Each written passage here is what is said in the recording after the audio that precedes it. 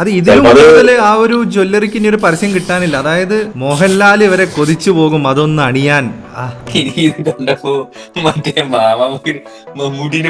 അങ്ങനെ നമ്മൾ ആണുങ്ങൾ മാത്രം ഒരു ജ്വല്ലറി ആഡിന് റിയാക്ട് ചെയ്തു. ഒരു ആഡിനകത്ത് അഡ്വർടൈസ്മെന്റിനകത്തെ അഡ്വർടൈസ്മെന്റ്. പക്ഷേ അവിടെയാണ് പ്രകാശ് വർമ്മ വേറിട്ട് നിൽക്കുന്നത്. പുള്ളിയുടെ കണ്ടന്റ് നമ്മൾ കണ്ടിരുന്നു. അങ്ങനെ നമ്മളെല്ലാരും ഇത് റിയാക്ട് ചെയ്തുകൊണ്ട് അവർ നമുക്ക് ഒരു ജ്വല്ലറി സ്പോൺസർ ചെയ്ത. അബ്ദുൽ കലാം പറഞ്ഞത് ശരിയാ, കുന്നോളം ആഗ്രഹിക്കാണ്, പക്ഷെ ഒരു പരിധി ഉണ്ട് Vignesh.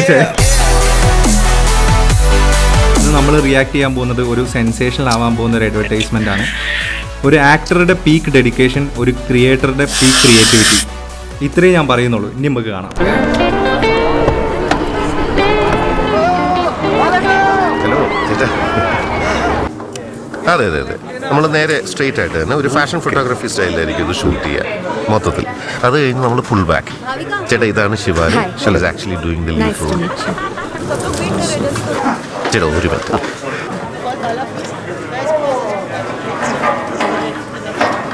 Can I just try it? The other one is much better.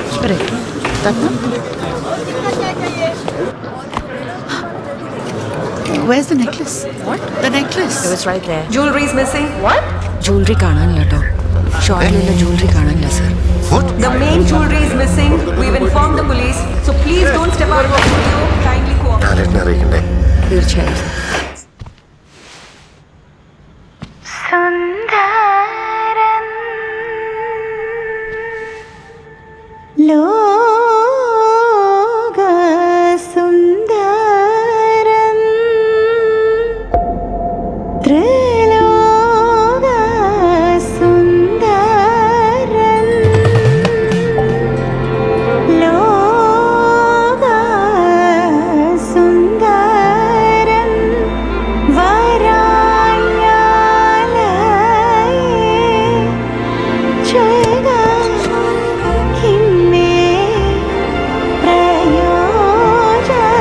ചേട്ടാ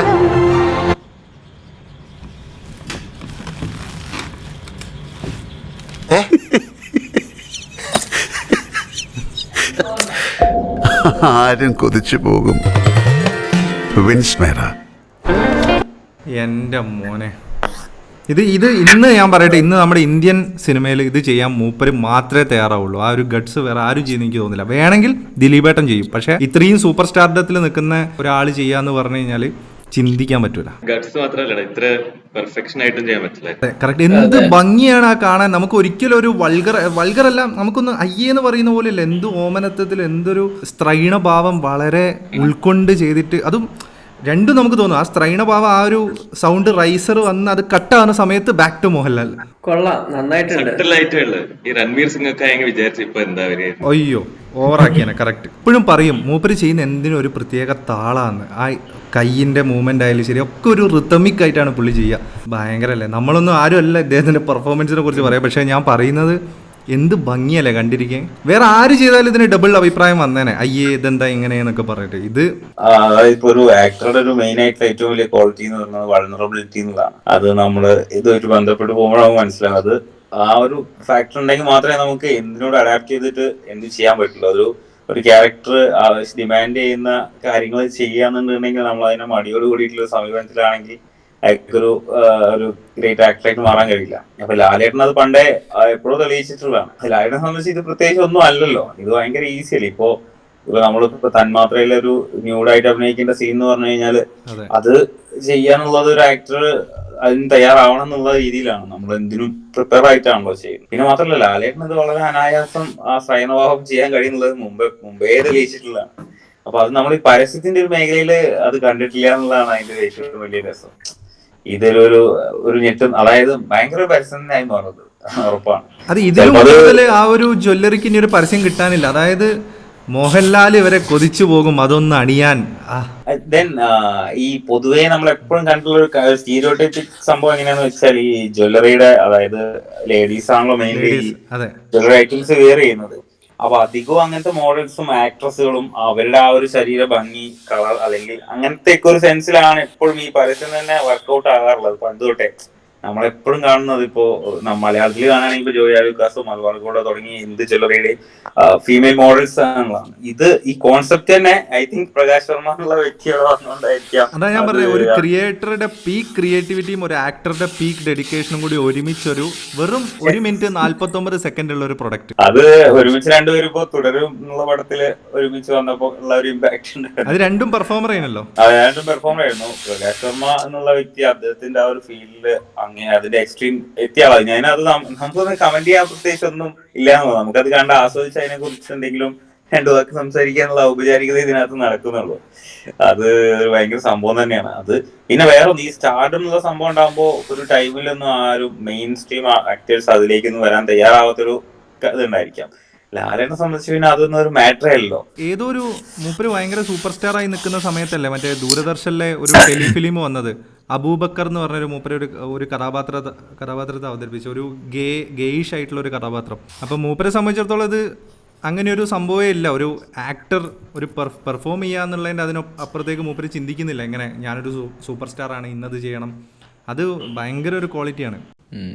എൻ്റെ ഒരു പേഴ്സണൽ അഭിപ്രായമാണ്. ലാലേട്ടനെ പറ്റിയും പുള്ളിയുടെ ഇതിനെ പറ്റിയൊന്നും നമ്മൾ പറയേണ്ട ആവശ്യമില്ല. പക്ഷേ എൻ്റെ ഒരു ടേക്ക് എന്ന് വെച്ച് കഴിഞ്ഞാൽ ഈ ആഡിൻ്റെ ഒരു കൺസെപ്റ്റിനെയും ഈ ഒരു പുള്ളിയുടെ ഒരു മേക്കിങ്ങും ആക്ച്വലി ലാലേട്ടൻ്റെ അഭിനയത്തിനേക്കാളും ഒരുപടി മുകളിൽ നിൽക്കുന്ന കണ്ടന്റ് ആണെന്നാണ് എൻ്റെ അഭിപ്രായം. സത്യം. കാരണം കൺവെൻഷൻ ആയിട്ടുള്ള എല്ലാ ആഡ് രീതികളെയും ബ്രേക്ക് ചെയ്തിട്ടുള്ള ഒരു പരിപാടിയാണിത്. കാരണം എന്താ പറയാ, നമ്മളിപ്പോൾ ജ്വല്ലറീസിനെ പറ്റി നമ്മൾ പറയുമ്പോൾ അധികം ലേഡീസും ആണ് ഇത്തരം ജ്വല്ലറീസ് ഒക്കെ അണിയുന്നത്. അപ്പം ടിപ്പിക്കലി എല്ലാവരും പറയുന്നത് ഇത് പെണ്ണുങ്ങൾ മാത്രം നോക്കിക്കാണുന്ന ഒരു സംഭവമാണ്, വേറെ ആരും ഇതിൽ അട്രാക്റ്റഡ് ആവില്ല എന്നുള്ള ആ ഒരു മിത്താണത്. എനിക്കത് ബ്രേക്ക് ചെയ്തുകൊണ്ട് ഇത് ആരും ഒരു നല്ലൊരു ജ്വല്ലറി കണ്ടു കഴിഞ്ഞാൽ ആരും നോക്കിപ്പോവും, ആരും ആഗ്രഹിച്ചു പോവും, ആരും ഇഷ്ടപ്പെട്ടു പോവും എന്നൊക്കെ ഉള്ളതിന്റെ ഒരു ബ്രേക്കിംഗ് ആണിത്. കാരണം പിന്നെ ഇതിൽ പറഞ്ഞ പോലെ ലാലേട്ടന്റെ പെർഫോമൻസിന്റെ ഒരു സൈഡ് ചോദിക്കുകയാണെങ്കിൽ ടു ബി ഓണസ്റ്റ് പുള്ളി ഒരു ഞാനിപ്പോ അത് പറഞ്ഞിട്ട് കൊളവാക്കുന്നില്ല. ഈ ഒടിയന്റെ മുന്നെയാണ് പുള്ളി ഇത് ചെയ്തിരുന്നെങ്കിൽ ചിലപ്പോൾ വേറൊരു ലെവലായേനെ. പറഞ്ഞ എന്താണെന്നുള്ള മനസ്സിലായല്ലോ. അപ്പൊ പുള്ളിയുടെ ഇപ്പൊ നീ പറഞ്ഞ പോലെ അതിൽ പുള്ളിയുടെ ഫിംഗേഴ്സിന്റെ മൂവ്മെന്റ് ആയാലും ബോഡി മൂവ്മെന്റ് ഒക്കെ ക്ലാസ് ആണ്. പഴയ അതേ ക്ലാസ് ഇപ്പോഴും ഉണ്ട്. പുള്ളിയുടെ ഫേസിലുള്ള ചില മൈന്യൂട്ട് ആയിട്ടുള്ള സാധനങ്ങൾ ചിലപ്പോൾ അത് മിററിംഗിൽ എടുത്തോണ്ടാണോന്ന് അറിയില്ല, എനിക്ക് അത്ര ഒരു ഗംഭീരം എന്ന് തോന്നാനുള്ള രീതിയിൽ തോന്നിയില്ല. പക്ഷേ പറഞ്ഞ പോലെ പുള്ളിയുടെ ചില ബോഡി ലാംഗ്വേജ് ഒക്കെ അതൊക്കെ വേറെ ഈ പറഞ്ഞ പോലെ അൺമാച്ചബിൾ ആണ്. വേറെ ഒരാൾക്കും അത് അങ്ങനെ ചെയ്യാനൊന്നും പറ്റില്ല. പക്ഷെ ഇതിലെ കിങ് എന്ന് എനിക്ക് തോന്നിയിട്ടുള്ളത് പ്രകാശ് വർമ്മയും ഇതിന്റെ കൺസെപ്റ്റുമാണ്. കാരണം പുള്ളിയുടെ എല്ലാ ആഡ് നോക്കി കഴിഞ്ഞാൽ ഭയങ്കര യുണീക്കാണ്. ഒരിക്കലും നമ്മൾ ചിന്തിക്കാത്ത രീതിയിലാണ് പുള്ളി മേക്ക് ചെയ്യുന്നത്. അതെ, ഞാൻ പുള്ളിയുടെ ഒരു റെഡ് FM ആണോ ഓർമ്മയില്ല, ഒരു ഇതിൽ പുള്ളി വരുന്ന ഇന്റർവ്യൂ, അതിൽ പുള്ളി കംപ്ലീറ്റ് സ്റ്റോറി പറയുന്നുണ്ട്. പുള്ളി എങ്ങനെയാണ് ആഡ് ഫിലിം മേക്കിങ്ങിലേക്ക് വരുന്നത്. പുള്ളി പണ്ട് ഫിലിം മേക്കിംഗ് ആയിരുന്നു പുള്ളിക്ക് താല്പര്യം. അങ്ങനെ പുള്ളി എനിക്ക് തോന്നുന്നു കുറെ ലോഹിത് ദാസോ കുറെ ഡയറക്ടേഴ്സിന്റെയും റൈറ്റേഴ്സിന്റെ അടുത്തൊക്കെ പുള്ളി പോയിട്ട് അവസരങ്ങൾ ചോദിച്ചിട്ടുണ്ട്. പിന്നെ അതിനുശേഷം പുള്ളി VKPയുടെ അടുത്തൊക്കെ പുള്ളി അസിസ്റ്റ് ചെയ്തിട്ടുണ്ട്. എന്തൊക്കെയോ ആ ഇതിൽ പറയുന്നുണ്ട്, എനിക്ക് കറക്റ്റായിട്ട് ഓർമ്മയില്ല. അതിനുശേഷം പുള്ളി പറഞ്ഞത് ഇങ്ങനെ കുറച്ച് സമയം വർക്ക് ചെയ്തിട്ട് നമുക്ക് കൂടുതൽ പേയ്മെന്റും കാര്യങ്ങളൊക്കെ കിട്ടുന്നത് നമുക്ക്. പിന്നെ പുള്ളി പറഞ്ഞത് ഈ നമ്മൾ 2 മണിക്കൂർ കൊണ്ട് ഒരു സിനിമയിൽ പറഞ്ഞു പോകുന്ന പോലുള്ള കൺസെപ്റ്റ്സ് 2 മിനിറ്റ് അല്ലെങ്കിൽ 2-3 മിനിറ്റ് കൊണ്ട് നമ്മൾ പറയുമ്പോൾ ആ ഒരു ഹൈ ഭയങ്കരമാണ്, ആ കിക്ക് ഭയങ്കരമാണ്, ഞാൻ അതാണ് ഇഷ്ടപ്പെടുന്നതെന്ന് പറഞ്ഞിട്ടാണ് പുള്ളി ആഡ് ഇൻഡസ്ട്രിയിലേക്ക് വരുന്നത്. പുള്ളി ലെജൻഡാണ് ആക്ച്വലി. പുള്ളിയുടെ ഒരു ഷാറൂഖ് ഖാന്റെ ഒരു ആഡ് ഉണ്ട്, ദുബായ് ടൂറിസത്തിന്റെ. അതൊക്കെ ഭയങ്കര ചർച്ച ചെയ്യപ്പെട്ട സാധനമാണ്. പിന്നെ അതേപോലെ ബ്രിട്ടീഷ് എയർവേസിന്റെ ഏതൊരു പുള്ളി നിർവ്വഹണ ഫിലിംസ് എനിക്ക് തോന്നുന്നു പുള്ളിയുടെയും പുള്ളിയുടെ വൈഫിന്റെയും പാർട്ട്ണർഷിപ്പിൽ റൺ ചെയ്യുന്നതാണെന്ന് തോന്നുന്നു. പിന്നെ പുള്ളി പറയുന്നുണ്ട് ഈ ഹച്ചിന്റെ ഇതൊക്കെ പുള്ളിക്ക് എങ്ങനെയാണ് പുള്ളി ഈ ആഡ് ചെയ്യാൻ ഇൻസ്പയർ ചെയ്തതെന്ന് പറയുന്നുണ്ട്. നാട്ടിലൊക്കെ ഈ വെക്കേഷൻസ് ഒക്കെ കഴിഞ്ഞിട്ട് എല്ലാരും പോയി കഴിയുമ്പോ ഞാനും കുറെ പറമ്പ് മാത്രമാവും. അപ്പൊ അതിനെ ബേസ് ചെയ്തിട്ടാണ് ഈ ഹച്ചും ഒരു പട്ടിയും ഈ ഒരു കുഞ്ഞും കൂടി ഇങ്ങനെ പറമ്പ് മൊത്തം കറങ്ങുന്ന പോലെയൊക്കെ ഉള്ള ഒരു സാധനങ്ങളൊക്കെ എനിക്ക് ചെയ്യാൻ തോന്നിയെന്നൊക്കെ പറയുന്നുണ്ട്. പുള്ളിയുടെ കൺസെപ്റ്റ്സും പുള്ളി കഥ പറയുന്ന രീതി. പിന്നെ നിങ്ങൾക്ക് അറിഞ്ഞിട്ടുണ്ടോന്ന് അറിയില്ല, ഈ നൻപകൽ നേരത്ത് മയക്കമല്ലേ മമ്മൂട്ടിയുടെ യെസ്, അതെ അതെ. പുള്ളിയുടെ 2 മിനിറ്റ് അങ്ങനെയുള്ള ഒരു ഇതിനെ ബേസ് ചെയ്തിട്ടാണ് ലിജോ ജോസ് പല്ലിശ്ശേരി ഫുൾ ത്രൂ ഔട്ടുള്ള ഒരു മൂവി ആയിട്ട് എടുത്തത്. പുള്ളി പറയുന്ന കാര്യം even though it is 2 minute 3 minute ആണെങ്കിലും അതിന്റെ എത്രയും മീനിങ് ഉണ്ട് എന്നുള്ളതാണ്. അത് എത്ര വലിയ ഇപ്പൊ ഈ ആഡ് തന്നെ നമുക്ക് ചിലപ്പോൾ ഒന്ന് സ്ട്രെച്ച് ചെയ്തിട്ട് അവിടെ ഇവിടെ കുറെ എലമെന്റ്സ് ഒക്കെ കയറ്റി കഴിഞ്ഞാൽ നമുക്കിത് സ്ട്രെച്ച് ചെയ്ത് വലിയൊരു കൺസെപ്റ്റ് ആയിട്ടൊക്കെ പറയാൻ പറ്റും. ഇപ്പോൾ 1.5 മണിക്കൂറൊക്കെ ഉള്ള വേറെ സിനിമയൊക്കെ ആയിട്ടൊക്കെ പറയാൻ പറ്റും. അതാണ് പുള്ളിയുടെ, ഞാൻ അതാ പറയാം, എനിക്ക് ഇത് പേഴ്സണലി എനിക്ക് ചോദിച്ചു കഴിഞ്ഞാൽ എനിക്ക് ഇതിന്റെ കോണ്ടന്റ് ആണ് ഭയങ്കരമായിട്ട് എനിക്ക് ഹൈ തന്നത്. അത് ആനന്ദ് പറഞ്ഞ പോലെ ഈ മൂപ്പര് കണക്ട് ചെയ്യുന്നത് ഭയങ്കര, ഇതിപ്പോ ജ്വല്ലറിയും സ്ത്രൈണതയും മാസ്കുലിനിറ്റിയും തമ്മിൽ കണക്ട് ചെയ്ത പോലെയാണ്. ഇപ്പൊ ഈ പറഞ്ഞില്ലേ, ഒരു ബസ്സിൽ ഒരു കുട്ടി പോയിക്കൊണ്ടിരിക്കും, കുട്ടി പെട്ടെന്ന് ഇറങ്ങിയിട്ട് ഒരു വീട്ടിൽ പോയിട്ട് മരിച്ചുപോയ അപ്പൂപ്പനായിട്ട് അതായത് അങ്ങോട്ട് പെരുമാറും. അമ്മൂമ്മനെയൊക്കെ കാണുമ്പോൾ സാവിത്രി എന്താണ്, പക്ഷെ ആ പരസ്യം എന്തിന്റെ പരസ്യമാണെന്നറിയോ? ഈ കുട്ടി ഇതെല്ലാം കഴിഞ്ഞിട്ട് ആരും എന്നെ ഓർക്കുന്നില്ല, ആ കുട്ടീനെ ആർക്കും റെക്കഗ്നൈസ് ചെയ്യാൻ പറ്റുന്നില്ല. പക്ഷേ അവിടെ ഉണ്ടായിരുന്ന പഴയ പ്ലൈവുഡിന്റെ മുകളിൽ കുട്ടി എഴുതിയിട്ടുണ്ടാവും, ഐ മീൻ പഴയ അപ്പൂപ്പൻ എഴുതിയിട്ടുണ്ടാവും. അപ്പം അത് കാലങ്ങളോടെ നിന്നു, മെമ്മറീസ് മറന്നു, ആൾക്കാർ മാറി, പക്ഷെ പ്ലൈവുഡ് ഇന്നും പഴയ പോലെയാണെന്ന് പ്ലൈവുഡിന്റെ സ്ട്രെങ്ത് കാണിക്കാനുള്ള പരസ്യമാണത്. അപ്പൊ ഈ കണക്ഷൻ അത് ഭയങ്കര തോട്ട്. നമ്മൾ ഡയറക്റ്റ് ഒരു പരസ്യത്തെ അറ്റംപ്റ്റ് ചെയ്യും, അതൊരു നോർമൽ പരസ്യമായി പോകും. ഇത് നമ്മൾ ചിന്തിക്കാത്ത കോമ്പിനേഷൻ. ഇപ്പം ടെലിഫോണും പഗ്ഗും എന്താ ബന്ധം? എയർടെലൊക്കെ ടെലിഫോണിൽ തന്നെ നിന്നുകൊണ്ട് ഒരു എൻ്റയർലി ഡിഫറെന്റ് ആയിട്ടുള്ള പരസ്യം ഉണ്ടാക്കി സക്സസ്ഫുൾ ആയി. അതിനെ വെച്ചിട്ട് സെയിം സാധനം കോമ്പീറ്റ് ചെയ്താൽ ചിലപ്പോൾ വർക്കായി കൊള്ളുന്നില്ല. ഇത് ഒരു ബന്ധമില്ലാത്ത ഒരു ഇമോഷൻ കൊടുത്ത ആ ടെലിഫോണിന് എവിടെയും എത്തിച്ചേരും ആ പഗ്ഗിന്റെ ഒരു സംഭവം. പിന്നെ കുറച്ചും കൂടി കാലം കടന്ന സമയത്ത് സൂസുവും വോഡാഫോണും ഇന്റർനെറ്റും നെറ്റ്വർക്കും തമ്മിൽ ശരിക്കും ഒരു ബന്ധമല്ല, പക്ഷെ അത് ചേർക്കലിലാണ് ഇതിന്റെ ആക്ച്വലി ബ്രില്യൻസ് കിടക്കുന്നത്. അതെ അതെ, സൂസുവിന്റെ ഒരു സംഭവം പുള്ളി പറഞ്ഞത്, പുള്ളി ഇത് ഷൂട്ട് ചെയ്യുന്നതിനിടയിലേ വിശന്ന് കഴിയുന്ന സമയത്ത് ഇതിങ്ങനെ സൂസു പറയുന്നതിന് പ്രത്യേകിച്ച് ലാംഗ്വേജ് ഒന്നുമില്ലല്ലോ, അവർ ഉണ്ടാക്കി പറയുന്നല്ലേ, ഹാ ഗിഗി ഗിഗ എന്നൊക്കെ പറഞ്ഞൊക്കെയോ പറയുന്നല്ലേ. അപ്പൊ അതിന്റെ ഇടയിൽ ഇങ്ങനെ പൊറോട്ട പൊറോട്ട പൊറോട്ട പുട്ടുകടലെ എന്നൊക്കെ പറയുന്നുണ്ട്. ഒക്കെ ഭയങ്കര രസമാണ്. പുള്ളി ഒരു ക്യാരക്ടർ പുള്ളി എങ്ങനെ ചെയ്തെന്ന് തോന്നുന്നു അതില്, എന്താ പുള്ളി പറഞ്ഞത്, അല്ല ഡബ് ചെയ്ത പുള്ളിയാണ്. ഈ ചേരുമ്പടി ചേർക്കലാണ് ഇതിന്റെ മാജിക് കിടക്കുന്നത്, നമ്മൾ വിചാരിക്കാത്ത സംഭവമായിട്ട് ചേർക്കുമ്പോൾ. ഈ മെൻഡോസിന്റെ പരസ്യം നിങ്ങൾക്ക് ഓർമ്മയുണ്ടോ? പുള്ളിയല്ല ചെയ്തത്, വേറെ ആരാണ് ചെയ്തത്. പക്ഷെ ഈ മെൻഡോസിന്റെ പരസ്യം കണ്ടില്ലേ, അതായത് എവല്യൂഷനിൽ പോവുക, എവല്യൂഷനില്. അതെ അതെ അതെ അതെ അതെ, ഞാൻ അടിപൊളിയാണ്. എനിക്ക് ആ പ്രൊഡക്റ്റിന്റെ അഡ്വർടൈസ്മെന്റോട് നീതി പുലർത്തുന്നത് അത് നമ്മുടെ മനസ്സിൽ എത്രത്തോളം ആഴത്തിൽ പതിപ്പിക്കാൻ പറ്റുന്നതാണല്ലോ. അതെ, വളരെ കറക്റ്റാ. ഇപ്പൊ കെ പറഞ്ഞ പോലെ പിന്നെ ഈ ഇപ്പൊ പ്രകാശ് വർമ്മയും പുള്ളിക്ക് ഇപ്പം ലാലേട്ടനെ അറിയാം, അല്ലെങ്കിൽ ഇൻഡസ്ട്രിയിൽ ഇത്രയും ഹോൾഡ് ഒക്കെ ഉള്ള ആളാണ്. പുള്ളിക്ക് വേണമെങ്കിൽ ലാലേട്ടനെ വെച്ച് നമുക്കൊരു ആഡ് ചെയ്യാന്ന് പറഞ്ഞിട്ട് പുള്ളി നടന്നു പോകുമ്പോൾ ഒരു കമന്റ്, സാറിന് നമ്മൾ പല ജ്വല്ലറി ആഡിലും അതാണ് കണ്ടിട്ടുള്ളത്. പുള്ളി നടന്നു പോകും, പുള്ളി ആരെങ്കിലും നോക്കി ഒരു കമന്റ് പറയും, അങ്ങനെ പോകും. അങ്ങനത്തെ ഒരു ആഡാണ് നമ്മൾ കണ്ടിട്ടുള്ളത്. പക്ഷെ ഈ ആഡ് നിങ്ങൾ നോക്കിക്കഴിഞ്ഞാലേ നമുക്ക് എല്ലാവർക്കും ഇതിന്റെ കെവി പറഞ്ഞ പോലെ ഇത് ഏത് പ്രൊഡക്റ്റ് ആണോ അവര് എൻഹാൻസ്, അതാണ് ഏറ്റവും കൂടുതൽ നമ്മുടെ ഉള്ളിൽ പതിയുന്നത്. അല്ലാതെ ലാലേട്ടൻ മാത്രമല്ല ഇതില്. ശശി പറഞ്ഞത് ലാലേട്ടൻ തന്നെ പണ്ട് മലബാർ ഗോൾഡിന്റെ പരസ്യത്തിൽ അഭിനയിച്ചതിനെ വെച്ച് പറയാം, Malabar gold beauty means quality, അത്രേ ഉള്ളൂ, അതേ പറയുന്നുള്ളൂ. അതൊരു ലാലേട്ടൻ അഭിനയിച്ചതിന്റെ പരസ്യം തന്നെയാണല്ലോ. ഇതിപ്പോ ലാലേട്ടൻ ജസ്റ്റ് വന്ന് ഒരു അഭിനയിച്ച് പോവുന്നതിനേക്കാൾ ഉപരി ഇതില് എന്ത് പ്രൊഡക്റ്റ് ആണോ അവര് എന്താ പറയാ അഡ്വർടൈസ് ചെയ്യാൻ ഉദ്ദേശിക്കുന്നത് അത് ക്ലിയർ ആയിട്ട് കൺവേ ചെയ്തിട്ടുണ്ട്. അതേപോലെ ഇതൊരു ലാലേട്ടന് വേണ്ടി മാത്രം ഒരു ആഡ് എന്നുള്ള രീതിയിലല്ല. ഒരിക്കലും തോന്നില്ല ഇത് ഓക്കെ ലാലേട്ടന് വേണ്ടി ഒരു ആഡ് ചെയ്യണം എന്നാൽ നമുക്കൊന്ന് ആലോചിക്കാന്ന് പറഞ്ഞിട്ട് പുള്ളി ചെയ്താണെന്ന് എനിക്ക് തോന്നുന്നില്ല. പുള്ളിക്ക് ക്ലിയർ ആയിട്ട് ഒരു കൺസെപ്റ്റ് ഉണ്ടായിട്ട് അതിൽ ലാലേട്ടനെ കാസ്റ്റ് ചെയ്യുന്നു വേണം പറയാൻ. ഇപ്പൊ പല പല സിനിമകളും നോക്കിക്കഴിഞ്ഞു കഴിഞ്ഞാൽ ലാലേട്ടന്റെ ഫ്ലോപ്പായ പല സിനിമകളും എടുത്തു കഴിഞ്ഞിട്ടുണ്ടെങ്കിൽ അതിൽ അവര് ലാലേട്ടന്റെ ഡേറ്റ് കിട്ടി, ഇനി ലാലേട്ടന് വേണ്ടി ഒരു കഥ ഉണ്ടാക്കണം എന്ന് പറഞ്ഞ സിനിമ ചെയ്യുന്ന സിനിമകളാണ് പല ഫ്ലോപ്പായി മാറുന്നത്. ഇപ്പൊ തുടരും നമ്മൾ നോക്കിക്കഴിഞ്ഞിട്ടുണ്ടെങ്കിൽ തുടരും ഒരിക്കലും ലാലേട്ടൻ ഓഫ് കോഴ്സ് പുള്ളിയുടെ കഴിവ് ആ സിനിമയിലുണ്ട്, പക്ഷെ എന്നാലും ആ കഥയും അതാണ് അതിൽ ഏറ്റവും കൂടുതൽ ഹൈലൈറ്റ് ഉള്ളത്. അപ്പൊ അതിൽ ലാലേട്ടനെ കൊണ്ടുവരുന്നതാണ്, അതിലാണ് ആ ചേഞ്ച് വരുന്നത്, അതാണ് വിജയവും പരാജയവുമായിട്ട് മാറുന്നത്. അപ്പോൾ തീർച്ചയായിട്ടും ഈ ആഡിന്റെ എന്റെ ഒരു പേഴ്സണൽ ഒപ്പീനിയനിൽ കംപ്ലീറ്റ് ക്രെഡിറ്റ് പ്രകാശ് വർമ്മയ്ക്കും ഈ ടീമിനുമാണ്. ലാലേട്ടൻ ജസ്റ്റ് വന്ന് പാർട്ട് ചെയ്തു എന്നുള്ളൂ.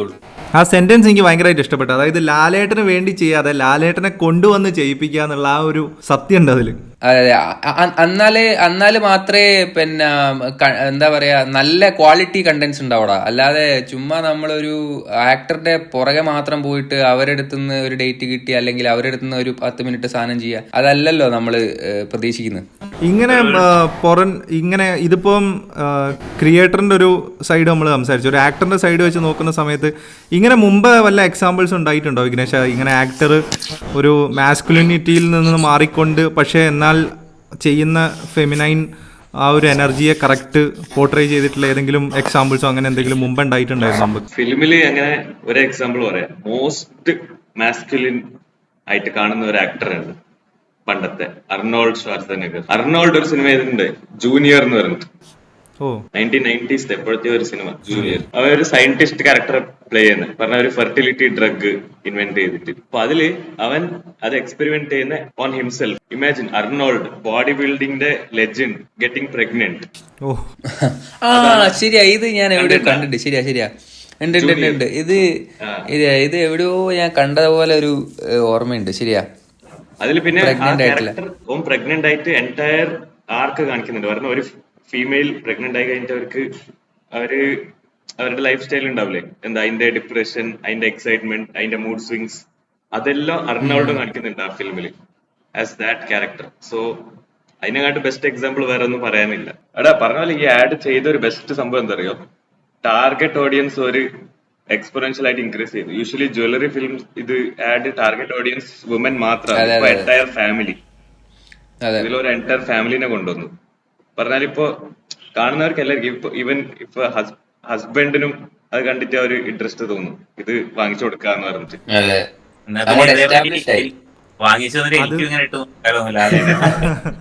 അല്ല പോയിന്റ് കേട്ടോ. അതായത് ഇവർക്ക് കൊടുത്ത ടാസ്ക് എന്താന്ന് വെച്ച് കഴിഞ്ഞാൽ ടാർഗറ്റ് ഓഡിയൻസിന് എത്തിക്കുക എന്നുള്ള. ടാർഗറ്റ് ഓഡിയൻസിന് എത്തിക്കുകയും ചെയ്ത് ടാർഗറ്റ് ഓഡിയൻസിന്റെ വ്യാപ്തി കൂട്ടുകയും ചെയ്തൊരു അഡ്വർടൈസ്മെന്റ് ആയി. ആ കൊടുത്ത പൈസക്ക് 2 ഇരട്ടി ലാഭം. അല്ല എന്താ പറയുക, നമ്മുടെ ഒരു കൺവെൻഷണൽ ഇപ്പൊ നമ്മുടെ നാട്ടിലേക്കുള്ള ഒരു ഫാമിലി സെറ്റപ്പ് ആണെങ്കിൽ ഭാര്യയും ഭർത്താവ് ഒരുപോലെ ഇത് കണ്ടാലാണല്ലോ ഇത് വാങ്ങാൻ സാധിക്കുക എന്നുള്ളതാണ്.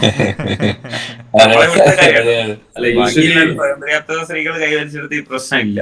കാരണം യൂഷ്വലി ജൂലിയർ ആഡ് വരുമ്പോ, യൂഷ്വലി ടിവിയിൽ എവിടെയെങ്കിലും ജൂലിയർ ആഡ് വരുമ്പോ ഒരു ആണ് മൈൻഡ് ചെയ്യൂല, വന്ന് പോയിക്കൊണ്ടാവും. ഫീമെയിൽസ് മാത്രമേ അതിനെ മൈൻഡ്. കറക്റ്റ് പോയിന്റ് ആട്ടോ. ഇതാവുമ്പോ എല്ലാരും നോട്ടീസ് ചെയ്യും. അതെ, നമ്മളെപ്പോഴും ഏത് ആഡായാലും സാറിനത് എങ്ങനെങ്കിലും ഒന്ന് കഴിഞ്ഞാൽ മതി, അടുത്ത നമ്മുടെ പരിപാടി തുടങ്ങിയാൽ മതി, ഈവൻ യൂട്യൂബിലൊക്കെ. പക്ഷെ അവിടെയാണ് പ്രകാശ് വർമ്മ വേറിട്ട് നിൽക്കുന്നത്. പുള്ളിയുടെ കണ്ടന്റ് നമ്മൾ കണ്ടിരുന്നു, 3 മിനിറ്റ് ഓക്കെ ആഡ് വരുന്നുണ്ട് എന്ന് വെച്ചിട്ട് മാറ്റാൻ തോന്നില്ല. പുള്ളിയുടെ ആഡ് കണ്ടിട്ട് അതെ കണ്ടിരുന്നു. കാരണം അത്രയും നമ്മളിപ്പോ ഈ കോണ്ടന്റ് ക്രിയേഷൻ എന്ന് പറയുമല്ലോ, പുള്ളി ഈ ആഡില് ഏതോ കാലം തൊട്ട് ഈ കോണ്ടന്റ് ക്രിയേഷൻ ആണ് ശരിക്കും ചെയ്യുന്നത്. അതും വലിയ മാസ്മരികമായിട്ടുള്ള കോണ്ടന്റ് ക്രിയേഷൻസ്. നമ്മള് പരസ്യം എന്നുള്ളതൊക്കെ മറന്നുപോകും. ആ പ്രൊഡക്റ്റ് എന്തോ അതൊന്നും അല്ല വിഷയം. ആ ഒരു സംഭവത്തിൽ ഇത്ര 2 മിനിറ്റിലൊക്കെ ഇത്രയും പോകുന്ന ഒരു കോൺസെപ്റ്റ് ഇത്രയും മനോഹരമായിട്ട് അത് നമ്മളെ പിടിച്ചിരുത്തുക എന്ന് പറഞ്ഞു കഴിഞ്ഞാൽ അത് വലിയ ടൈം സ്പാൻ ഉണ്ടെങ്കിൽ നമുക്ക് അത് കുറച്ചും കൂടി ഈസി ആയിരിക്കാം. ഷോർട്ടസ്റ്റ് ടൈമിൽ ഇത് ചെയ്യാന്നുള്ളിടത്താണ് സ്കില്ല്. പുള്ളിയുടെ ഈ ഷാരൂഖ് ഖാൻ ആഡിനെ പറ്റി, ദുബായ് ടൂറിസത്തിന്റെ ആഡിനെ പറ്റി പുള്ളി സംസാരിക്കുന്നുണ്ട് ആ ഇന്റർവ്യൂല്. അതിൽ പുള്ളി പറയുന്നുണ്ട്, ഇയാളുടെ മേക്കിംഗ് സ്റ്റൈലൊക്കെ ഭയങ്കര ഭീകരമാണ്. പുള്ളി പറഞ്ഞത് ആ ഫ്ലൈറ്റിൽ എന്തോ ഒരു റോയിലിരുന്ന 2-3 പേർക്ക് മാത്രമേ അവിടെ ആഡ് എടുക്കുന്നുണ്ട് എന്നുള്ള അറിയായിരുന്നുള്ളൂ. ബാക്കിയൊക്കെ പുള്ളി ആ നാച്ചുറൽ ആയിട്ടുള്ള റിയാക്ഷൻസും ഇതും കിട്ടാൻ വേണ്ടിയിട്ട് പുള്ളി അങ്ങനെ സെറ്റ് ചെയ്താണ് മൊത്തം. അറിയില്ലായിരുന്നു. അതാണ് ഫുൾ സർപ്രൈസിങ് ആയിരുന്നു. കാരണം പെട്ടെന്ന് ഒന്ന് ആലോചിച്ച് നോക്കി, നമ്മളൊക്കെ ഒരു ഫ്ലൈറ്റിൽ കയറി വരും, പെട്ടെന്ന് നമ്മുടെ മുന്നിൽ മോഹൻലാലോ മമ്മൂട്ടി നടന്നു വരുമ്പോ നമ്മുടെ ഒരു റിയാക്ഷൻസ് ഉണ്ടല്ലോ, അത് അൺമാച്ചബിൾ അല്ലേ. ആ സാധനം ലൈവായിട്ട് ക്യാപ്ചർ ചെയ്യുമ്പോൾ അത് അത്രയും എന്താ പറയാ ജെന്യൂൻ ആയിരിക്കും. പുള്ളിയുടെ മേക്കിംഗ് സ്റ്റൈലൊക്കെ ഭയങ്കര. പുള്ളിയുടെ ഒരു ഫഹദിന്റെ നസ്രിയുടെ ഒരു ആഡ് ഉണ്ടായിരുന്നല്ലോ, ഒരു ഐസ്ക്രീമിനെ ബേസ് ചെയ്തിട്ടുള്ള. ഐസ്ക്രീമിന്റെ പേര് എനിക്ക് ഓർമ്മയില്ല. അത് പുള്ളിയുടെ. അതെന്താ പറയാ, അവര് ഈ എക്സിക്യൂഷനോടൊപ്പം തന്നെ അതിൽ അപ്ലോഡിങ്ങിൽ ഒരു ചെറിയ തന്ത്രം പറ്റിയിട്ടുണ്ട്. അതായത് എങ്ങനെയാന്ന് വെച്ച് കഴിഞ്ഞാൽ ആ മൊത്തം ആഡ് ഫുള്ള് റിലീസ് ചെയ്തില്ല ഫസ്റ്റ്. ആദ്യം ഒരു ചെറിയ ഭാഗം ഇവർ അടി കൂടുന്നത് മാത്രം, പ്രൊഡക്റ്റ് എന്താന്ന് പറഞ്ഞേ ഇല്ല, ഈ സാധനം മാത്രം ഇട്ട് ഫുൾ ക്യൂരിയോസിറ്റി, ഇതെന്തിനാണ് ഇവർ അടി കൂടുന്നത്, ഇത് ഷൂട്ട് ചെയ്തതാണോ എന്താണ്, അങ്ങനെ ലാസ്റ്റാണ് ഈ ഇത് കൊടുക്കുന്നത്. ശരി. പിന്നെ പിന്നെ കാഡ്ബറീസിന്റെ മറ്റേ ഒരു പരസ്യമില്ലേ, ജെംസിന്റെ അല്ലേ, ഒരു ബിൽഡിംഗിൽ നിന്ന് ഇങ്ങനെ ചാടി ചാടി പോകും, എന്നിട്ട് ഒരു കൊട പിടിച്ചിട്ട് ഈ പെൺകുട്ടി അടിയിൽ കൂടെ നടന്നു പോകും, എന്നിട്ട് ഇയാൾ എന്താ ഒരു മോളിൽ നിന്ന് ഒരു പയ്യ ഇങ്ങനെ കൊട പിടിക്കും. അപ്പൊ ഈ കൊടയുടെ ഈ പിന്നെ ഇതുണ്ടല്ലോ നിഴല് വന്നിട്ട് ഈ കുട്ടിക്ക് തട്ടാതിരിക്കാൻ വേണ്ടിയിട്ട്, വെയിൽ തട്ടാതിരിക്കാൻ വേണ്ടിയിട്ട് ഇങ്ങനെ പോകുന്ന ഒരു ആഡ് ഉണ്ട്. ശ്രദ്ധിച്ചു, ഞാൻ ടി വിയിൽ തന്നെ അത് കണ്ടത്. പുള്ളി ഇത് പറഞ്ഞതിന് ശേഷം എനിക്ക് മനസ്സിലായത് പുള്ളി ചെയ്താന്നുള്ളത്. അപ്പൊ അത് ആഡ് കണ്ടു കഴിഞ്ഞാൽ നമ്മളേതോ യൂറോപ്പിലോ ഏതോ വലിയ ഹൈ പരിപാടി എവിടെയോ സ്ഥലത്താണ് ചെയ്തെന്ന് തോന്നുന്നു. പക്ഷെ അത് പുള്ളി പറഞ്ഞാൽ ഞാൻ സെറ്റ് ഇട്ട് ചെയ്തതാണ്, ഇവിടെ ഒരു സ്ഥലത്ത് സെറ്റ് ഇട്ട് ചെയ്തതാണെന്ന് പറഞ്ഞു. പുള്ളി എനിക്ക് തോന്നുന്നു ഒരുവിധം പിന്നെ ലെജൻഡറി ഇതിലൊക്കെ വർക്ക് ചെയ്തിട്ടുണ്ടെന്ന് എനിക്ക് തോന്നുന്നു. ഈ ഇതിന്റെയൊക്കെ മാർക്കറ്റിങ്ങിൽ പുള്ളി വർക്ക് ചെയ്തിട്ടുണ്ടെന്ന് എനിക്ക് തോന്നുന്നു.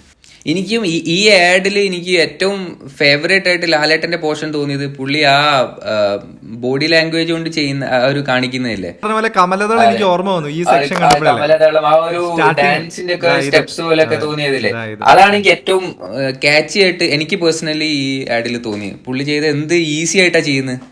ശേഷം നേരത്തെ പറഞ്ഞൊരു സംഭവം ഒരു പക്ഷെ എന്താണെന്ന് അറിയാം, ഇപ്പൊ അത് ഈ മുഖത്ത് ഏജിങ് അങ്ങനത്തെ ഒരുപാട് ഫാക്ടേഴ്സ് ഉണ്ടല്ലോ, ചിലപ്പോ ഫേഷ്യൽ മസിൽ പിന്നെ അങ്ങനത്തെ എന്തെങ്കിലും കാര്യങ്ങളുണ്ടായി, അതുകൊണ്ടായിരിക്കും നമുക്ക്. പിന്നെ മിറർ വെച്ചിട്ടാണ് എനിക്ക് തോന്നുന്നു കുറച്ച് ഷോർട്സ് ഉള്ളത്, ചിലപ്പോ അതുമായിരിക്കും.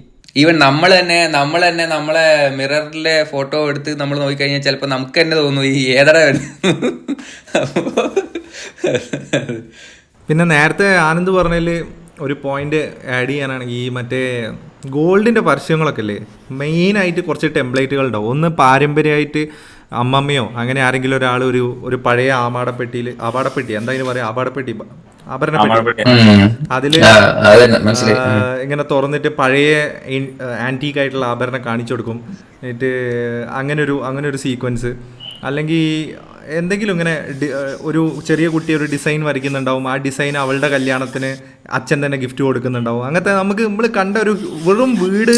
പിന്നെ അത് സത്യം പറഞ്ഞാൽ ആഭരണത്തിൻ്റെ ഉപയോഗം വരുന്ന കല്യാണവും ഇതൊക്കെ തന്നെയാണ്. അപ്പം വീടും ഇമോഷൻസും കല്യാണവും പിന്നെ ഒരു അഡ്വർടൈസ്മെൻറ്റ് മാത്രമാണ് ഞാൻ ഇതിൽ നിന്ന് ഇത്തിരി ഔട്ട് ഓഫ് ദ ബോക്സ് ആയിട്ട് ചിന്തിച്ച് കണ്ടത്. അതായത് എല്ലാവരും സ്വർണം വേണം എന്തെന്ന് പറയുന്ന സമയത്ത് ഒരു പെൺകുട്ടി ഒരു മെഡല്, ഏതോ ഒരു സ്പോർട്സ് ഇവൻറ്റിൽ ഫസ്റ്റ് മെഡൽ കിട്ടിയിട്ട് ഒരു ഗോൾഡ് കാണിക്കും, ഇതാണ് എൻ്റെ ഗോൾഡ് എന്ന് പറഞ്ഞിട്ട് കാണിക്കും. അതൊരു ഡിഫറെൻ്റ് ആയിട്ട്. അതിനുശേഷം ഞാൻ കാണുന്ന എൻ്റയർ ഡിഫറെൻറ്റ് കോൺസെപ്റ്റിൽ സ്വർണം സത്യം പറഞ്ഞാൽ എനിക്ക് വരെ എഫക്റ്റ് ആയി, ഇത് മേടിച്ചാലോ എന്നുള്ള അങ്ങനത്തെ ലെവലിലേക്ക് ഇതാണ്. വേറെ ഒന്നുണ്ടായിരുന്നില്ലേ, അത് കുറച്ച് കാലം എനിക്ക് തോന്നുന്നു കുറച്ച് ട്രെൻഡിങ് ആയിരുന്നു, കല്യാണ്ടി ആണെന്ന് തോന്നുന്നു, വിശ്വാസം അതല്ലേ എല്ലാം, അതുണ്ടായിരുന്നില്ല, അത് മീം പോലെ ട്രെൻഡ് ആയിട്ടുണ്ടായിരുന്നു. പിന്നെ ഇത് നേരത്തെ ഒന്ന് പറഞ്ഞിട്ടുണ്ടായിരുന്നല്ലോ, ബ്യൂട്ടി മീറ്റ്സ് ക്വാളിറ്റി, അത് മലബാർ ഗോൾഡ് ഇപ്പൊ എനിക്ക് തോന്നുന്നു പുള്ളി ഇപ്പോ അല്ലാന്ന് തോന്നുന്നു അല്ലേ, അതിനെന്താ അവരെല്ലാ ലാംഗ്വേജിലും, അതത് ഇപ്പോ ഹിന്ദിയിലെക്കാരാണ് അനിൽ കപൂർ, അങ്ങനെ എല്ലാ ലാംഗ്വേജിലും ഓരോരുത്തരെ പിടിച്ചിരുന്നു. പിന്നെ നേരത്തെ പറഞ്ഞല്ലേ നമ്മളിപ്പോ എന്താ പറയാ, ഈ കാലഘട്ടത്തിന്റെ മാറ്റം ആഡ്സിലാണെങ്കിലും അത് കൊണ്ടുവരേണ്ടതുണ്ട് എന്നുള്ളത് തന്നെയാണ്. ഇപ്പോഴല്ലേ നമ്മൾ ഇങ്ങനത്തെ ഒരു എന്താ പറയാ ഈ കോൺസെപ്റ്റുകളെയൊക്കെ കുറച്ചും കൂടി സൊസൈറ്റി ഇങ്ങനെ കുറച്ച് അംഗീകരിച്ച് എഗ്രി ചെയ്ത് വരുന്നത്. മറ്റേതിനകത്ത് പറഞ്ഞാൽ ഇപ്പൊ ഗേ എന്നുള്ള ഒരു സംഭവത്തെ ഒന്നും ആരും അത്ര എന്റർടൈൻ ചെയ്യുന്നില്ലല്ലോ. ചെയ്യാം ഒരു സ്വവർഗാനുരാഗെന്നുള്ള കാര്യത്തെ ഒന്നും അത്രത്തോളം പ്രൊമോട്ട് ചെയ്യുന്ന ഒരു സൊസൈറ്റി ആയിരുന്നല്ലോ. അപ്പൊ അതനുസരിച്ചുള്ള മാറ്റം അതിന്റെ ഒരു എലമെന്റ് ജസ്റ്റ് അതിനകത്ത് വേണമെങ്കിൽ ഇൻക്ലൂഡ് ചെയ്യിച്ചെന്ന് വേണമെങ്കിൽ പറയാം. വേറൊരു സംഭവം ഉണ്ട്, ആൾക്കാർ ഭയങ്കരമായിട്ട് ഇതിനെ മിസ്ഇൻറ്റർപ്രറ്റ് ചെയ്യും. കാരണം ഈവൻ ഒരു ബോയ് ചിലപ്പോൾ ഒരു മാല ഇട്ടാൽ തന്നെ ആളുകൾ പറയും ഇവൻ ഗേ ആണ്, ഇവൻ അല്ലെങ്കിൽ വേറൊരു സ്ത്രൈണത കാണിക്കുന്ന ആളാണ്, അല്ലെങ്കിൽ ഒരു ഫിംഗറിങ് ഇട്ട് കഴിഞ്ഞാൽ ഇങ്ങനെയാവും, അല്ലെങ്കിൽ അതാണ് ഇപ്പം ഒരു ബ്രേസ്ലെറ്റ് ഇട്ട് കഴിഞ്ഞാൽ ചിലപ്പോൾ ആളുകൾ പറയും ഇവൻ ഗേ ആണ്, അല്ലെങ്കിൽ ഇപ്പോൾ ആൾക്കാർ മൂക്കുത്തി വരെ ഇടുന്നുണ്ട്. അതൊന്ന് ഇതിന്റെ ഇടയിൽ ആഡ് ചെയ്ത് പറയട്ടെ, ഈ സംഭവം പറഞ്ഞില്ല, അതിനൊരു കറക്റ്റ് ഒരു അനക്ഡോട്ട് ഉണ്ട്, അത് ഞാൻ പറഞ്ഞുതരാം. കാരണം ഞാനും വിഘ്നേഷും ഒരുമിച്ച് വർക്ക് ചെയ്തതാണ്. ഞങ്ങളുടെ ഓഫീസിൽ ഒരു മാസ്കുലിനിറ്റിക്ക് ഒരു പര്യായം എന്ന് പറഞ്ഞാൽ വിഘ്നേഷിനെ പറയാം. കാരണം ബോക്സറാണ്, ഒരു ക്യാരക്ടർ ട്രെയ്റ്റ്സ് എടുത്താലും ഭയങ്കരമായിട്ട് മാസ്കുലിനാണ്, മാസ്കുലിനിറ്റിയിൽ വിശ്വസിക്കുന്ന ആളാണ്. ഈ സമയത്ത് വിഘ്നേഷ് കയ്യിൽ ട്യൂടെക്സ് ഇട്ട് വന്നിട്ടുണ്ടായിരുന്നു. അപ്പം ഞങ്ങളെല്ലാവരും ചോദിച്ചു ഇതെന്താ വിഘ്നേഷ്. അപ്പോൾ അവൻ ചോദിച്ചു അതിനിപ്പോൾ എന്താ, ഐ ആം വിയറിങ് ക്യൂടെക്സ് എന്ന് പറഞ്ഞിട്ട്. അത് ഇതിന്റെ ഒരു ആക്ടോട്ടായി പറയുന്നത്. അത് നമ്മള് കണ്ണെഴുതുമല്ലോ, നല്ല ജിമ്മനായിരിക്കും, അതും ചെയ്യാറുണ്ടായിരുന്നു. പക്ഷെ അന്നൊക്കെ ചെറിയ ചെറിയ ഈ പറയുന്ന പോലെ കളിയാക്കൽ കിട്ടുമ്പോഴും ഓൻ വളരെ കൂളായിട്ട് ഡീൽ ചെയ്തിട്ട് അതിനിപ്പോൾ എന്താ. അതൊരു ഭയങ്കര ഒരു എക്സാമ്പിളാണ്. ക്യൂടെക്സ് ഇട്ടുകൊണ്ടോ കണ്ണിൽ സുറുമ ഇട്ടുകൊണ്ടോ നമ്മളെ മാസ്കുലിനിറ്റിക്ക് ഒന്നും പറ്റാൻ പോകുന്നില്ല. പിന്നെ ഇതൊരു ഒരു ഫാഷൻ എന്നുള്ള ഒരു സെൻസിലേക്ക് പോകുമ്പോഴേ, ഒരു ഫാഷൻ മോഡലിംഗ് എന്നുള്ള സാധനത്തിലേക്ക് എടുക്കുമ്പോൾ അതിന്റെ ഡെവലപ്മെന്റ്സ് എങ്ങനെ ആവാലോ. അപ്പൊ നമ്മൾ പണ്ട് കാലത്ത് ഇത് നമ്മളൊരു പുരാണ യുഗങ്ങളിലേക്ക് പോയി കഴിഞ്ഞാൽ നമ്മൾ കല്ലോ അങ്ങനത്തെ സാധനങ്ങളൊക്കെ വെച്ചുള്ള മാല അങ്ങനത്തെ ഒക്കെ വേറെ ചെയ്തിരുന്നല്ലേ പറയുന്നത്. ആദ്യത്തെ മനുഷ്യന്റെ ലഭിക്കുന്ന അല്ലെങ്കിൽ ലഭ്യമായിട്ടുള്ള അല്ലെങ്കിൽ നമ്മൾ കരുതപ്പെടുന്ന ഒരു വേഷവിധാനം എന്നൊക്കെ പറഞ്ഞു കഴിഞ്ഞാൽ ഇന്നിപ്പോ നമ്മളത് അനുകരിച്ച് തമാശയായിട്ട് പറയുന്നു. ഇന്നിപ്പോ അങ്ങനത്തെ ഒന്നും വേണ്ട. വളരെ സിമ്പിൾ ആയിട്ട് പറയണേ, നമ്മുടെ ശിവൻ ഒഴികെയുള്ള ദൈവങ്ങളെ എടുത്തു നോക്കിയാൽ, വളരെ മാസ്കുലിൻ ആയിട്ടുള്ള ദൈവങ്ങളെ എടുത്തു നോക്കിയാൽ എല്ലാം സർവാഭരണ ഭൂഷിതരാണ്. ഫുൾ ഓർണമെന്റ്സ് ഭയങ്കരമായിട്ട് അലങ്കരിച്ചിട്ടുള്ള തന്നെ ആൾക്കാർ. ശിവൻ ഒരാൾ മാത്രമാണ് ഇതൊന്നും വേണ്ട എന്നുള്ള രീതിയിൽ ജട പിടിച്ചും മറ്റേ പുലിത്തോല് ധരിച്ചും ഒക്കെ സന്യാസ ജീവിതം നയിക്കുന്നത്. സന്യാസ ജീവിതം നയിക്കുന്ന ക്യാരക്ടേഴ്സ്, അവരെ ക്യാരക്ടേഴ്സ് ഒഴിച്ചു നിർത്തിയാൽ ബാക്കി എല്ലാവരും സർവാഭരണ ഭൂഷിതരാണ്. നമ്മളിപ്പോ പുരാണത്തെ കുറിച്ച് പറയുമ്പോഴേ അന്ന് ഇവിടെ ഇത്രയും ഡിസൈനുള്ള, ഇന്നിപ്പോ പണിക്കൂലി മറ്റേ മലബാർ ഗോൾഡിൽ ആ ഡിസൈൻ, കല്യാൺ ജ്വല്ലേഴ്സിൽ ഈ ഡിസൈൻ. പക്ഷേ നമ്മൾ ഈ പുരാണത്തില് ഭയങ്കര ഹിസ്റ്റോറിക്കൽ ഇതായിട്ടുള്ള നമ്മുടെ ഈജിപ്ഷ്യൻ പിരമിഡ്സിന്റെ ഉള്ളിൽ നിന്ന് കിട്ടിയ ആഭരണങ്ങളുടെ എന്തോ ഫോട്ടോസൊക്കെ എവിടെയോ ഞാൻ കണ്ടിട്ടുണ്ട്. ഭീകരമായിട്ടുള്ള ആഭരണങ്ങൾ, അതൊക്കെ ശരിക്കും പറഞ്ഞാൽ വണ്ടറാണ്. ആ കാലഘട്ടത്തിൽ ഇത്തരം പ്യുവർ ആയിട്ടുള്ള അല്ലെങ്കിൽ ഡിഫറെന്റ് ഡിസൈൻസ് ഒക്കെ ഉള്ള ഇതേപോലെ ആഭരണങ്ങളൊക്കെ ആ സമയത്ത് ആളുകൾ അണിഞ്ഞിരുന്നു എന്നുള്ളതാണ്. അതെ, അത് ശരിക്കും പറഞ്ഞു കഴിഞ്ഞാൽ ഞാൻ അതിന് യോജിക്കുന്നത്. എന്താണെന്നറിയോ, നമുക്കറിയില്ല, ഒരു പക്ഷേ ഈ കാര്യത്തിൽ മാത്രം ടെക്നോളജിക്കൽ ഡീഗ്രഡേഷനും സംഭവിച്ചിരിക്കണം. എന്തെങ്കിലും ഒരു ടെക്നോളജി നമ്മൾ മിസ് ഔട്ട് ചെയ്ത് പോയിരിക്കണം. നമ്മൾ എല്ലാത്തിനും ഒരു പ്രോബബിലിറ്റി കാണുമ്പോൾ ഇതിനൊരു 10% പ്രോബബിലിറ്റി ഇല്ലായിക്കൂടായില്ല. ഞാനേ പറമ്പ് കുഴിച്ചു നോക്കട്ടെ, വല്ല പെട്ടിന്ന് വല്ല അല്ല, പറമ്പെന്നേ പെട്ടി കിട്ടിയാൽ കുഴപ്പമില്ല, സ്കെലിട്ടൻ കിട്ടിയാലേ കുഴപ്പമുള്ളൂ. ഇപ്പൊ കൊറേ അങ്ങനത്തെ പ്രശ്നങ്ങൾ കേട്ടിട്ടുണ്ടോ? മറ്റേ നമ്മുടെ പിന്നെ പണ്ടത്തെ കാലത്ത് വീട് വെക്കുമ്പോഴായാലും അമ്പലങ്ങളൊക്കെ വെക്കുമ്പോഴായാലും ഈ വാതിലില്ലേ, വാതിലിന്റെ അടിയില്, മെയിൻ വാതിലിന്റെ അടിയില് ചെറിയൊരു സ്വർണം ഇടുന്ന എന്തോ ഒരു ഇതുണ്ട്, അങ്ങനെ ഒരു സംഭവം ഉണ്ട്. അപ്പൊ വീട് പൊളിക്കുമ്പോ ഒക്കെ മറ്റേ ലാലേട്ടൻ പറയില്ലേ 6ാം നമ്പറില്, പഴയ ഇല്ല അല്ലേ, പൊളിക്കുമ്പോ വല്ല ബോണസും കിട്ടിയാലോ, ചരിത്രം എന്ന് പറയുന്നുണ്ട് അതില്. എന്താ മാമൻ, എന്താണ് ഈ അഡ്വർടൈസ്മെന്റിനെ കുറിച്ച് പറയാനുള്ളത്? അപ്പൊ എന്താണ് ഇങ്ങനെ ചിന്തിച്ച് ഇങ്ങനെ പറയുന്ന കാര്യങ്ങളൊക്കെ ഇങ്ങനെ ഫോക്കസ് ആയിട്ട് ഇങ്ങനെ ഇരിക്കുകയായിരുന്നു. അപ്പോൾ ഒന്നാമത് അഭിനയത്തിനെ പറ്റി ഒന്നും പറയേണ്ട ആവശ്യമില്ല. കംപ്ലീറ്റ് ആക്ടറെ പറ്റി ഇപ്പൊ എന്താ പറയാനുള്ള ഒന്നുമില്ല. ഇനി പ്രകാശ് വർമ്മ എന്നുള്ള ഈ മുഖം ഈ സിനിമ ഇറങ്ങിയതിന്റെ ശേഷമാണ് എന്റെ മനസ്സിലെത്തുന്നത്. ഈ ഹച്ചിന്റെ പരസ്യവും മറ്റേ വോഡാഫോണിന്റെ പരസ്യമൊക്കെ കണ്ടിട്ടുണ്ട് പണ്ടോട്ടെ. പക്ഷെ ഇത് ആരാ ചെയ്തതെന്ന് ചിന്തിക്കാനുള്ള ബോധം വന്നില്ല. ഇന്ന് ഈ തുടരുന്ന ഇറങ്ങിയൊരു വില്ലന്റെ റോൾ അഭിനയിച്ച് ഹിറ്റായി കഴിഞ്ഞ സമയത്ത് ഇന്റർവ്യൂലൊക്കെ ഇരുന്നിട്ട് ഇയാള് ഞാനാണ് ചെയ്തതൊക്കെ പറഞ്ഞ് കാണുമ്പോഴാണ് ഇയാള് ചെയ്ത വർക്കായിരുന്നു അതൊക്കെ എന്നുള്ള അത്ഭുതത്തോടെ മനസ്സിലാക്കുക ചെയ്തത്. പിന്നെ ഈ ഒരു അഡ്വർടൈസ്മെന്റ് പറ്റി പറയാനുള്ള കാര്യം എന്താണെന്ന് വെച്ചിട്ടുണ്ടെങ്കിൽ, സ്റ്റാൻഡേർഡ് ആയിട്ട് വെച്ചിരിക്കുന്ന കുറെ കാര്യങ്ങൾ പൊളിച്ചങ്ങ് മാറ്റി വെക്കുന്നു. ആ ഒരു സംഭവമാണ്. അതെ, പല കാര്യങ്ങൾ ചേഞ്ച് ആവുന്നു. ഇപ്പൊ പറയണെങ്കിൽ ഇപ്പൊ മെയിൻ ആയിട്ട് ഇപ്പൊ അങ്ങനത്തെ ജ്വല്ലറി പരസ്യം, ഒന്നാമത് കല്യാണോ അല്ലെങ്കിൽ അങ്ങനത്തെ സംഭവങ്ങളൊക്കെ വരുമ്പോ ആദ്യത്തെ പറഞ്ഞ പോലെ തന്നെ പെട്ടിയിലെടുത്ത് സ്വർണം കാണിച്ചു കൊടുത്തിട്ട് അമ്മൂമ്മേന്റെ പഴയ മാലയാന്ന് പറഞ്ഞെടുത്ത് കൊടുക്കുന്ന പരിപാടിയാ. പക്ഷെ അതൊക്കെ മാറിയിട്ട് എന്തുകൊണ്ട് ആണുങ്ങൾക്ക് ധരിച്ചുകൂടാ, ഇങ്ങനെ ആയിക്കൂടാ, ആ രീതിയിലോട്ടൊക്കെ ചിന്തിച്ച് വേറെ രീതിയിലുള്ള കുറച്ചുകൂടി ക്രിയേറ്റീവ് ആയിട്ടുള്ള ഐറ്റമാണത്. പക്ഷെ ഇങ്ങനത്തെ വിഷയങ്ങളൊക്കെ നാളെ തൊട്ട് ഇത് കണ്ടിട്ട് നമ്മൾ പുരുഷന്മാരും മാലയും വളയും കമ്മലും ഒക്കെ ഇടാൻ തുടങ്ങി കഴിഞ്ഞാൽ, അല്ല ഞാൻ പറയട്ടെ, അല്ല അതുകൊണ്ട് എനിക്ക് പ്രശ്നമില്ല. പക്ഷെ സാമ്പത്തികമായിട്ട് നോക്കുമ്പോ ചെറിയൊരു ബുദ്ധിമുട്ടുണ്ട്. ആഭരണം ധരിക്കുന്നത് സ്വർണത്തിന് ഇപ്പൊ യുദ്ധം എനിക്കൊരു മൂക്കുത്തി സെറ്റ് ചെയ്യാൻ നല്ല ആഗ്രഹമുണ്ടാ, പക്ഷെ ഭാര്യ സമ്മതിക്കുന്നില്ല. എടാ അതൊന്നും അല്ലടാ പ്രശ്നം. ഇന്ത്യയില് അൺഎംപ്ലോയ്മെന്റ് കൂടിയിരിക്കും. ഇപ്പൊ നീ സ്വർണ്ണൊക്കെ ഇട്ട് പുറത്തു പോയാൽ പിന്നെ ഓ ആ മൂമ്മോ അതെ, മൂക്ക് ചിലപ്പോ ചെത്തി കൊണ്ടുപോകാനുള്ള സാധ്യത ഞാൻ കാണുന്നുണ്ട്. അല്ല ഇതിപ്പോ പറഞ്ഞപ്പോഴാ ഇപ്പൊ അത് ഇട്ട് തുടങ്ങിയാലോ എന്നുള്ള കേസല്ല, ഓൾറെഡി ആളുകൾ ഇങ്ങനെ ഇട്ട് നടക്കാൻ തുടങ്ങിയിട്ടുണ്ട് ഒത്തിരി പേര്. ഇപ്പൊ ഞാൻ അവിടെ എറണാകുളത്ത് ഇരിക്കുന്നോണ്ടാ അറിയില്ല. ഇപ്പൊ ഇവിടുത്തെ ജിമ്മിലൊക്കെ പോയി കഴിഞ്ഞിട്ടുണ്ടെങ്കിൽ ഒരു 10-25 ആൾക്കാരുടെ ഒരു 3-4 ആൾക്കാർ മൂക്കുത്തിയുള്ള ആൾക്കാരാ, അല്ലെങ്കിൽ അതുപോലെ തന്നെ കാര്യങ്ങളൊക്കെ ധരിച്ചു വരുന്ന ആൾക്കാരാ. അപ്പൊ ഇനീഷ്യലി കാണുമ്പോ എനിക്കിത് എന്താണെന്നൊരു തോട്ട് ഉണ്ടായിരുന്നു, ഇപ്പൊ കണ്ട് ശീലമായി, ചേഞ്ചായി. അതെ അതെ അതെ, നമ്മളിനി ഇവിടുന്ന് വിട്ട് ദൂരോട്ടേക്ക് പോകുമ്പോൾ കൂടുതലായിട്ട് ഇങ്ങനത്തെ കാര്യങ്ങൾ കാണാൻ പറ്റുമായിരിക്കും. നമ്മളെ ഏരിയയിലോട്ടേക്ക് അങ്ങനെ എത്തിയിട്ടില്ല എന്നുള്ളൂ, പക്ഷെ ഇത് ഓൾറെഡി ഇതിന്റെ ഒരു വേവ് ഇങ്ങനെ ഉണ്ട്, പറന്ന് കളിക്കുന്നുണ്ട്. നമ്മളിപ്പോ നമ്മളെ നാട്ടിൽ കണ്ടിട്ടുള്ള കൺവെൻഷണൽ കല്യാണങ്ങളല്ലേ, ഇനിയിപ്പോ നമ്മളിങ്ങനെ സങ്കല്പിച്ചു വെക്കുക പ്രകാശ് ശർമ്മ ചെയ്യുന്നത്. എന്നാ ഭാവിയിലെ ഒരു കല്യാണം, ചെക്കനും മാലയും ആഭരണങ്ങളും വളയൊക്കെ ഇട്ടിട്ട് വരുന്നു, പെണ്ണു ഭയങ്കര ഭയങ്കര രസമായിരിക്കും, കമ്മലൊക്കെ ഇട്ടൊരു പയ്യൻ. അല്ല, മസ്കുലിൻ നേച്ചർ റിവേഴ്സ് ഓർഡറിൽ പോയിക്കൊണ്ടിരിക്കുകയാണ് അല്ലേ? അത് ശരിയാ. പണ്ടത്തെ സിനിമകൾ എടുത്തു നോക്കുകയാണെങ്കിൽ ഇപ്പോഴത്തേക്ക് വരുന്നതനുസരിച്ച് ഇത് മൊത്തത്തിൽ ഒരു ചേഞ്ചായി ഇങ്ങനെ വന്നുകൊണ്ടിരിക്കുകയാണ്. പണ്ടത്തെ ഇപ്പൊ ഒരു പോലീസ് കഥാപാത്രം എടുക്കുകയാണെങ്കിൽ ഇപ്പൊ സുരേഷ് ഗോപിന്റെ പോലത്തെ സ്റ്റാർഡബിൾ ആൾക്കാർ 2 ഡയലോഗ് അടിച്ച് അത്രയും ഒരു മസ്കുലിൻ ക്യാരക്ടർ കാണിച്ചിരിക്കുന്ന കഥാപാത്രം ചെയ്തുകൊണ്ടിരിക്കുന്നത്. പക്ഷെ ഇപ്പൊ ഉള്ള പോലീസ് കഥാപാത്രം എടുത്തു നോക്കുകയാണെങ്കിൽ ഇതുപോലത്തെ സംഭവങ്ങളൊന്നുമല്ലല്ലോ, എൻ്റെലി ഡിഫറെന്റ് അല്ല, അത്രത്തോളം മസ്കുലിൻ ആയിട്ടൊന്നും കാണിക്കുന്നില്ല. പോലീസ് റോളൊക്കെ എടുക്കുകയാണെങ്കിൽ ഒന്നെങ്കിൽ ഒരു കോമഡി പീസ് ആയിരിക്കും, അല്ലെങ്കിൽ അതുപോലെ 2-3 ഡയലോഗ് പറഞ്ഞു പോകുന്ന പോലെ സബ് റോളൊക്കെ, അല്ലാതെ ഒരു 10-15 മിനിറ്റ് പപ്പുല്ല എന്നൊക്കെ പറഞ്ഞ അത്രയും ആണത്തോടെ അങ്ങനത്തെ സംഭവങ്ങളൊന്നും ഇല്ല. അതൊക്കെ എടുത്തു പോയി, കാലം തിരിഞ്ഞ് ചിന്തിച്ചു തുടങ്ങിയിരിക്കുന്നത്. അല്ല, ജെൻഡർ ഐഡന്റിറ്റി എന്നുള്ള ഒരു വിഷയം ഇപ്പൊ ഭയങ്കര പ്രസക്തമായിട്ടും അതിന് ആളുകൾ ഒരു ഫോർവേഡ് ആയിട്ടുള്ള മൈൻഡ് സെറ്റോട് കൂടിയും കാണാൻ തുടങ്ങിയല്ലോ. അപ്പൊ അതിന്റേതായ മാറ്റം എല്ലാ മേഖലയിലും വരേണ്ടത് ആവശ്യമാണ്. അതിനൊരു നല്ല അതിൽ എനിക്ക് ചെറിയൊരു കൺഫ്യൂഷൻ, അതായത് ജെൻഡർ ഐഡന്റിറ്റി പ്രോബ്ലം അത് എൻറ്റയർലി ഡിഫറെൻറ്റ് തിങ് ആണ്. ഇവിടെ ഞാൻ വിശ്വസിക്കുന്ന ഒരു കാര്യം എന്താണെന്ന് വെച്ച് കഴിഞ്ഞാൽ, നമുക്ക് മാസ്കുലിൻ ആയിക്കൊണ്ട് തന്നെ ഫെമിനൈൻ ട്രെയ്റ്റ്സിനെ സെലിബ്രേറ്റ് ചെയ്യാം.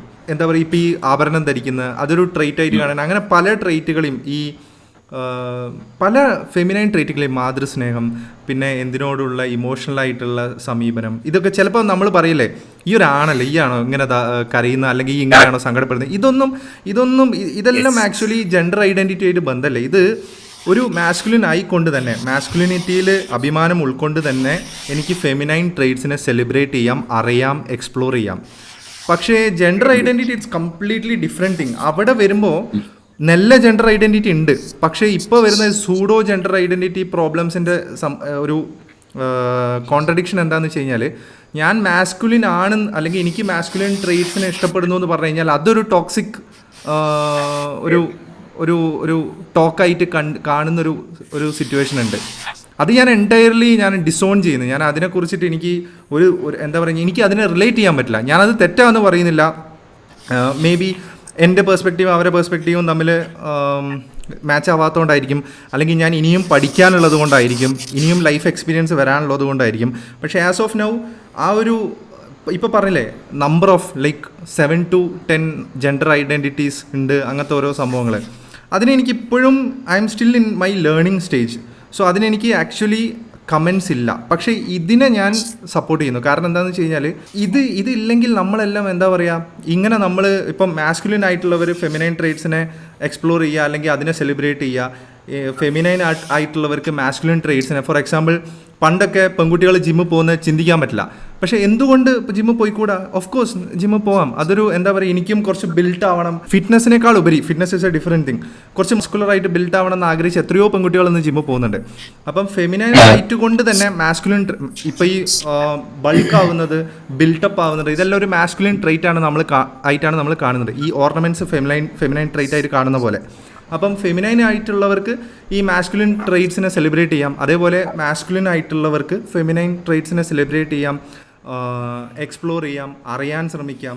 സോ അത് ഞാൻ വളരെ നല്ലൊരു പ്രവണതയായിട്ട് കാണുന്നു. കറക്റ്റ്. അതിന് എനിക്ക് പറയാനുള്ളത് എന്താ വെച്ചാൽ, ഈ ജെൻഡർ ഐഡന്റിറ്റി അത് എൻറ്റയർലി ഡിഫറെന്റ് ആണ്. അത് ഞാൻ കറക്റ്റ് ആണെന്ന് പറയുകയില്ല. ഇറ്റ് ഈസ് എന്താ പറയുന്നത്, എൻ്റെ ഒപ്പീനിയനിൽ അത് റോങ് ആയിട്ട് വരും. ബിക്കോസ് എന്താ വെച്ചാൽ മാസ്കുലിൻ ഫെമിനിൻ അതുണ്ട്, ആൻഡ് രണ്ടും നമ്മൾ അക്സെപ്റ്റ് ചെയ്യുക, രണ്ടും സെലിബ്രേറ്റ് ചെയ്യുക. ഫോർ എ മാസ്കുലിൻ മാൻ കരയാൻ പാടില്ല എന്നൊക്കെ പറയുന്നത് അതൊക്കെ അങ്ങനെ പറയാൻ പറ്റില്ല. ബട്ട് ജെൻഡർ ഐഡന്റിറ്റി പറയുന്നത് അത് എക്സ്ട്രീമാണ്. അത് എവിടെ എത്തി എന്ന് വെച്ചാൽ, ഒന്ന് മാസ്കുലിനിറ്റി എന്ന് പറഞ്ഞാൽ അതൊരു നെഗറ്റീവായിട്ട് മാറ്റിയവര്. പിന്നെ അതില് ഫീമെയിൽസിന് അത് എഫക്ട് ചെയ്യുന്ന എങ്ങനെയാ വെച്ചാല്, ഇപ്പോ man can be a woman എന്ന് പറഞ്ഞിട്ട് അങ്ങനെ തുടങ്ങിയിട്ടില്ലേ. ഇപ്പൊ അമേരിക്കയില് ഏത് സ്വിമ്മിങ് നാഷണൽ റെക്കോർഡോ ഒരു ആണാണ് ഇപ്പൊ. ഈ ട്രാൻസിഷൻ ടു എ ഫീമെയിൽ, ഇപ്പൊ അവനാണ് റെക്കോർഡ് ഹോൾഡർ. അപ്പൊ അത് ഫീമെയിൽസിന് ഡിസഡ്വാൻറ്റേജ് അല്ലേ? ജെൻഡർ ഐഡന്റിറ്റി അതാണ്, അത് എക്സ്ട്രീമിലേക്ക് പോയി. നമ്മള് മാസ്കുലിനും ഫെമിനിനും സെലിബ്രേറ്റ് ചെയ്യുക, അക്സെപ്റ്റ് ചെയ്യുക, അവിടെ നിർത്തണം. അത് മോഡറേഷൻ ഇസ് ദ കീ. അത് എക്സ്ട്രീം പോകുമ്പോഴാണ് പ്രശ്നം. പിന്നെ ഞാനേ ഇത് വളരെ ചിലപ്പോൾ ഒരു കോൺട്രവേഴ്ഷ്യൽ സ്റ്റേറ്റ്മെന്റ് ആവാം, പക്ഷെ നിങ്ങൾ എത്ര പേര് ഇത് ഒബ്സർവ് ചെയ്തിട്ടുണ്ടെന്ന് അറിയില്ല. ഈ പറയുന്ന അഡ്വർടൈസ്മെന്റുമായിട്ടോ ലാലേട്ടൻ്റെ ഈ പെർഫോമൻസ് ആയിട്ടോ ഒരു ബന്ധമില്ല. ഇപ്പോൾ ഈ ഉൾത്തിരിഞ്ഞ് വന്ന ഈ ജെൻഡർ ഐഡന്റിറ്റി എന്നുള്ള ഒരു സംഭവത്തിൽ ഞാനൊരു കാര്യം പറയാം. നമ്മളിപ്പോൾ ഈ ലെസ്ബിയൻ കപ്പിൾസ് ആയാലും ഗേ കപ്പിൾസ് ആയാലും നമ്മൾ ശരിക്ക് ആ കപ്പിൾസിനെ ശ്രദ്ധിച്ചാൽ മനസ്സിലാവും, ഒരാൾക്ക് മാസ്കുലിൻ ട്രേറ്റും ഉണ്ട്, ഒരാൾക്ക് ഫെമിനൈൻ ട്രേറ്റും ഉണ്ട്. ഇന്നേ വരെ ഞാൻ ഒരു കപ്പിളിനെയും ഒരു ലെസ്ബിയൻ ഗേ കപ്പിളിനെയും രണ്ട് മാസ്കുലിൻ ട്രേറ്റ്സ് ഉള്ള ആൾക്കാർ തമ്മിൽ ഇതായിട്ട് കണ്ടിട്ടില്ല. നമ്മൾ നോക്കുന്ന സമയത്ത് രണ്ടും ആണായിരിക്കും അല്ലെങ്കിൽ രണ്ടും പെണ്ണായിരിക്കും, പക്ഷെ ഒരാൾക്ക് കുറച്ചൊരു മാസ്കുലിൻ ഡോമിനൻറ്റ് നേച്ചറും ഒരാൾക്ക് ഫെമിനൈൻ സബ്മിസീവ് ആണെന്ന് ഞാൻ പറയുന്നില്ല, പക്ഷേ തനതായിട്ടുള്ള ഫെമിനൈൻ ക്യാരക്ടർ ട്രേറ്റ്സ് ഉണ്ടാവുമല്ലോ മറ്റൊരാളെ. നമുക്ക് എങ്ങനെയായാലും ഒരു ഇത് മനസ്സിലാവും, സെക്ടർ മനസ്സിലാവും, ഏത് ഭാഗത്തേക്കാണ് ചായ്വ് എന്ന് മനസ്സിലാവും, കംപ്ലീറ്റ് അറ്റത്തെത്തിയിട്ടില്ലെങ്കിലും. അപ്പോൾ ഏതൊരു ലെസ്ബിയൻ ഗേ കപ്പിളിനെ കാണുമ്പോഴും എനിക്ക് തോന്നാറുണ്ട്, അതായത് ഇദ്ദേഹം കുറച്ചും കൂടി മാസ്കുലിൻ ആണ്, ഇദ്ദേഹം എന്ന് പറയുന്നത് ജെൻഡർ ന്യൂട്രലാണ്, ആരാന്നറിയില്ല, മേ ബി രണ്ട് ആണുങ്ങളാവാം രണ്ട് പെണ്ണുങ്ങളാവാം. ഈ ജനിച്ച ജെൻഡറാണ് ഞാൻ പറയുന്നത്, അവർ ഐഡൻറ്റിറ്റി പറയുന്ന ജെൻഡറല്ല. അപ്പം ഒരാൾക്ക് മാസ്കുലിൻ ട്രേറ്റ് ഉണ്ടാവും, ഒരാൾക്ക് ഫെമിനൈൻ ട്രേറ്റ് ഉണ്ടാവും. സോ ഈ വിഘ്നേഷ് പറഞ്ഞ പോലെ ഞാൻ ഇന്നും കാണുന്നത് അങ്ങനെയാണ്. കാരണം രണ്ട് ട്രേറ്റേ ഉള്ളൂ. ഈ പറയുന്ന ലെസ്ബിയൻ ഗേ കപ്പിൾസിന് തന്നെ അട്രാക്ഷൻ വരുന്നത് ഓപ്പോസിറ്റ് ട്രേറ്റ്സുമായിട്ടാണ്. രണ്ട് പക്ക മാസ്കുലിൻ ട്രേറ്റ് ഉള്ള ഗേസിനെ ഞാൻ ഇന്നേ വരെ കണ്ടിട്ടില്ല, രണ്ട് പക്ക ഫെമിനൈൻ ട്രേറ്റ് ഉള്ള ലെസ്ബിയൻസിനെയും ഞാൻ ഇന്നേ വരെ കണ്ടിട്ടില്ല. പിന്നെ ഒരു കാര്യം, ഇത് എനിക്ക് ചിലപ്പോൾ പറഞ്ഞ പോലെ എൻ്റെ ഒരു അസംഷനാണ്, ചിലപ്പോൾ തെറ്റായിരിക്കാം. അതായത് നമ്മളിപ്പം സംസാരിക്കുന്ന ഇപ്പം ആഡുമായിട്ട് ബന്ധപ്പെട്ടൊക്കെ പറയുകയാണെങ്കിൽ തന്നെ നമ്മളിപ്പം മസ്കുലിൻ ട്രേറ്റ് അത് സെലിബ്രേറ്റ് ചെയ്യുന്നത്, അല്ലെങ്കിൽ ഫെമിനൈൻ ഇത് കൂടുതൽ സെലിബ്രേറ്റ് ചെയ്യുന്നത്, ഇപ്പോൾ അതിൻ്റെ ഒരു ഇത് കുറഞ്ഞു വരുന്നു. നമ്മൾ ഇപ്പം ആണുങ്ങൾ ഫെമിനിനിറ്റി അത് അത് അഡാപ്റ്റ് ചെയ്യാൻ തുടങ്ങി, അതുപോലെ പെൺപിള്ളേർ ഈ മസ്കുലിനിറ്റിയിലേക്ക് മാറാൻ തുടങ്ങി. അങ്ങനത്തെ ഈ ഒരു സംഭവം ഞാൻ എൻ്റെ ഒരു മനസ്സിലാക്കലെന്ന് വെച്ച് കഴിഞ്ഞാൽ ഇതൊക്കെ ഒരു ട്രെൻഡിൻ്റെ ഭാഗമാണെന്ന് വിശ്വസിക്കുന്ന ആളാണ് ഞാൻ. കാരണം ചിലപ്പോൾ ഇതൊക്കെ സൈക്ലിക് പ്രോസസ്സാണ്. അപ്പോൾ നമ്മൾ ഫാഷനൊക്കെ നോക്കുവാണെങ്കിൽ ഇതൊക്കെ സൈക്ലിക് പ്രോസസ്സാണ് ഞാൻ മനസ്സിലാക്കുന്നത്. ഇപ്പോൾ മേ ബി ഒരു അനദർ 20-30 ഇയേഴ്സ് കഴിഞ്ഞ് കഴിഞ്ഞാൽ ചിലപ്പോൾ എല്ലാവരും വേറെ പരിപാടിയിലേക്ക് മാറും. അതായത് അവർ ചിലപ്പോൾ നമ്മൾക്ക് ഇപ്പം ചിന്തിക്കാൻ പോലും പറ്റാത്ത രീതിയിലേക്ക് വേറെ ഇതിലേക്ക് പോകും. ഇപ്പം നമ്മൾ ചിലപ്പം ഒരു 50 വർഷം കഴിഞ്ഞ് കഴിഞ്ഞാൽ ചിലപ്പോൾ മനുഷ്യന്മാരെക്കാളും കൂടുതൽ റോബോട്ട്സ് ആയിരിക്കും നമ്മുടെ അടുത്തുണ്ടാവുക. നമ്മുടെ ചിലപ്പോൾ അവരുടെ സെക്ഷുവാലിറ്റിയെ പറ്റിയൊക്കെ സംസാരിക്കുന്നത്, എയിലൂടെ സെക്ഷുവാലിറ്റി എങ്ങനെയാണ് മാറ്റാം എന്നൊക്കെ പറഞ്ഞാൽ അങ്ങനെയൊക്കെയുള്ള കൺസെപ്റ്റ്സിലേക്കൊക്കെ ചിലപ്പോൾ പോവാം. നമുക്കൊന്നും പറയാൻ പറ്റില്ല. കാരണം 50 വർഷം മുമ്പത്തെ ആളുകളോട് ഇന്നും നമ്മൾ സംസാരിക്കുന്ന ടോപ്പിക്സിനെ പറ്റി ചോദിച്ചു കഴിഞ്ഞാൽ അവർക്ക് അന്ന് ഒരു ഐഡിയ ഉണ്ടാവില്ല.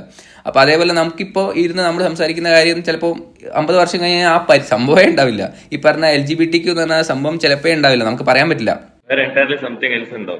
അതെ, വേറൊരു പുതിയ സംഭവം വരുമായിരിക്കും, അതിനെക്കുറിച്ച് സംസാരിക്കുന്ന ആളുകൾ വരുമായിരിക്കും, അതിനെക്കുറിച്ചിട്ടുള്ള LGBTQ അപ്പോൾ ഒരു ഓഫ് ദ ട്രെൻഡ് ആവും.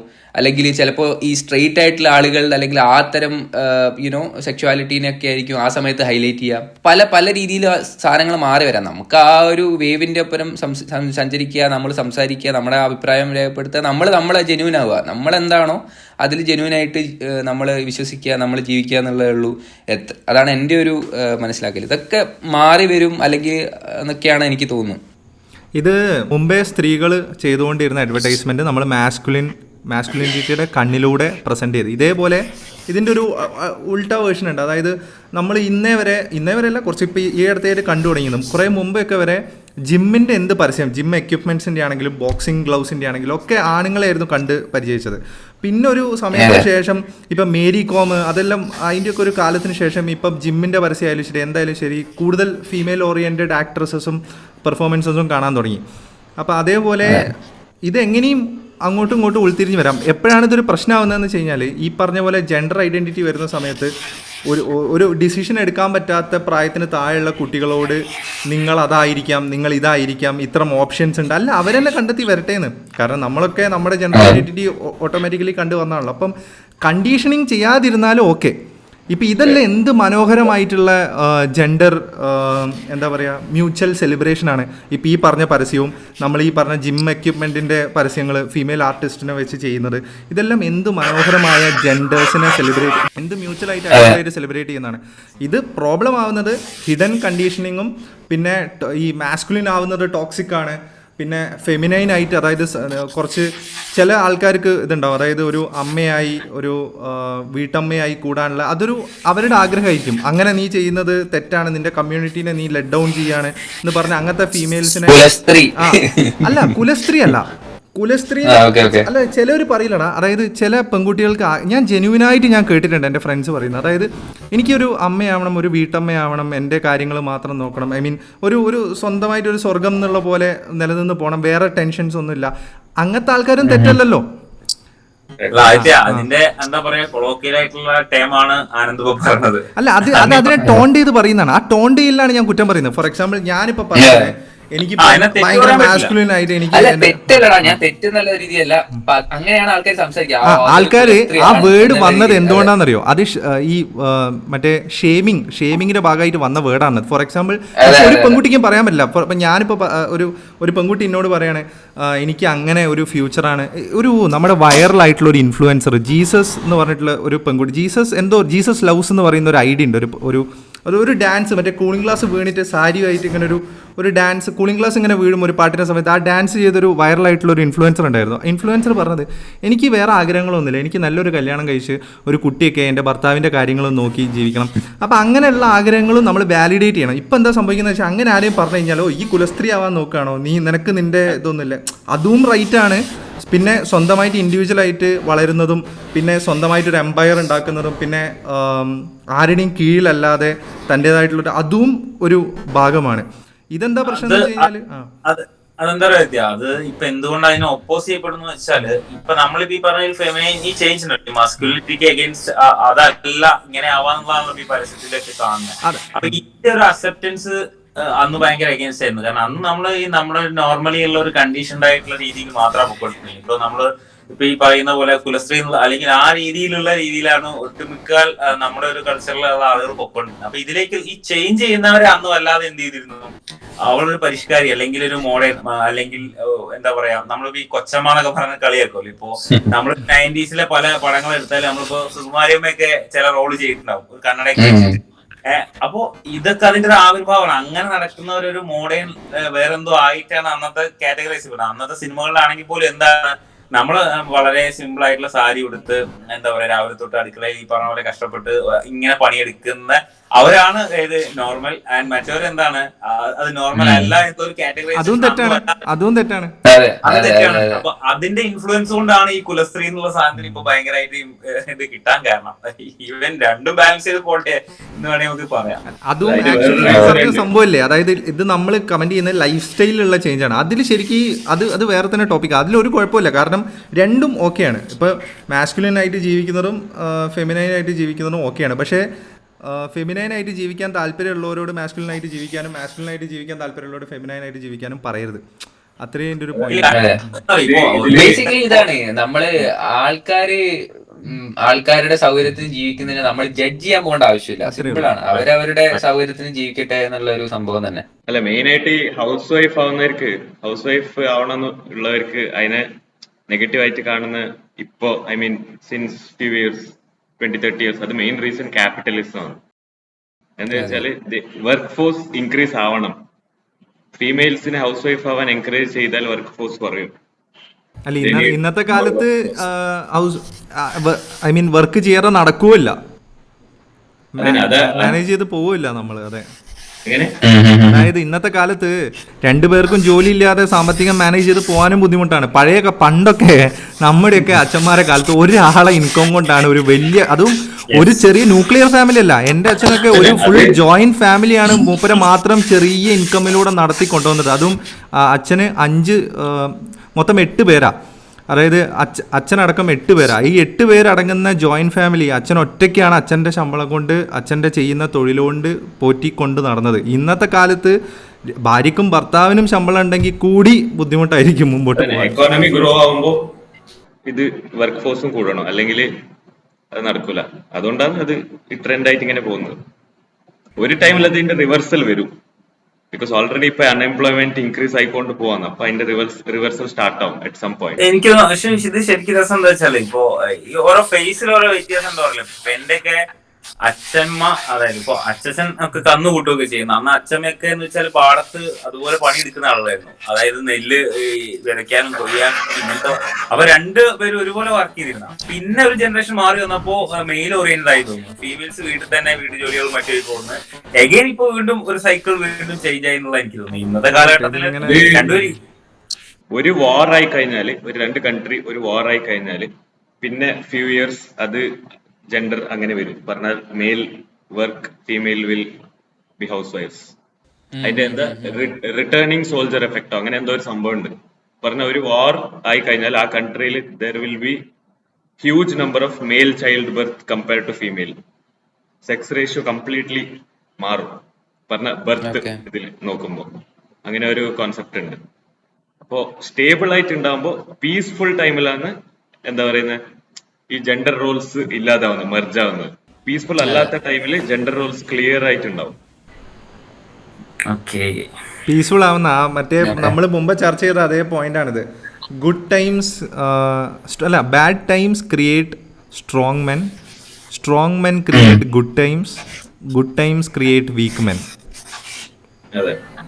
And weak men create weak times. അത് in turn makes strong men. Strong man cycle ആണല്ലോ. മാമ പറയണം. ഇല്ല, ഞാൻ കേട്ടോണ്ടിരിക്കും സംസാരിക്കും. ഇല്ല, ഞാൻ മനസ്സിൽ പറയാൻ വിചാരിച്ച പല കാര്യങ്ങളും നിങ്ങൾ തന്നെ ഷെയർ ചെയ്യുന്നുണ്ട്. അപ്പൊ ഞാൻ നിങ്ങൾ സംസാരിക്കുന്നതിന് ഇന്ററപ്റ്റ് ചെയ്യുന്നത് ശരിയല്ല.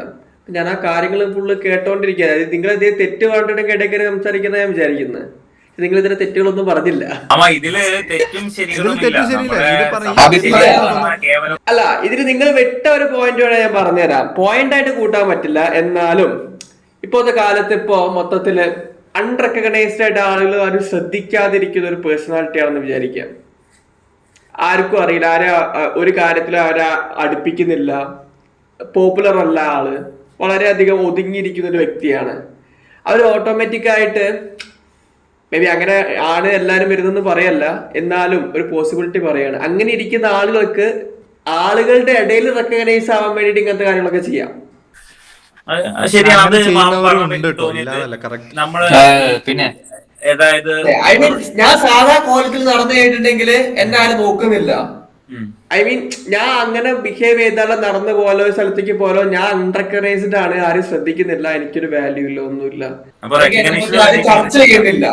അങ്ങനെ ഇരിക്കുന്ന സമയത്ത് ഞാൻ കുറച്ച് വെറൈറ്റി ആയിട്ട് ഇങ്ങനെ നടന്നു നോക്കാം. നമ്മുടെ ആദ്യ മറ്റേ ഇതില്ലേ, നമ്മള് ഒരു റീൽസ് കണ്ടിട്ടുണ്ടായിരുന്നില്ലേ, മറ്റേ അഖിൽമാരുടെ നാണം കെട്ടും റീച്ച് നേടും നാണം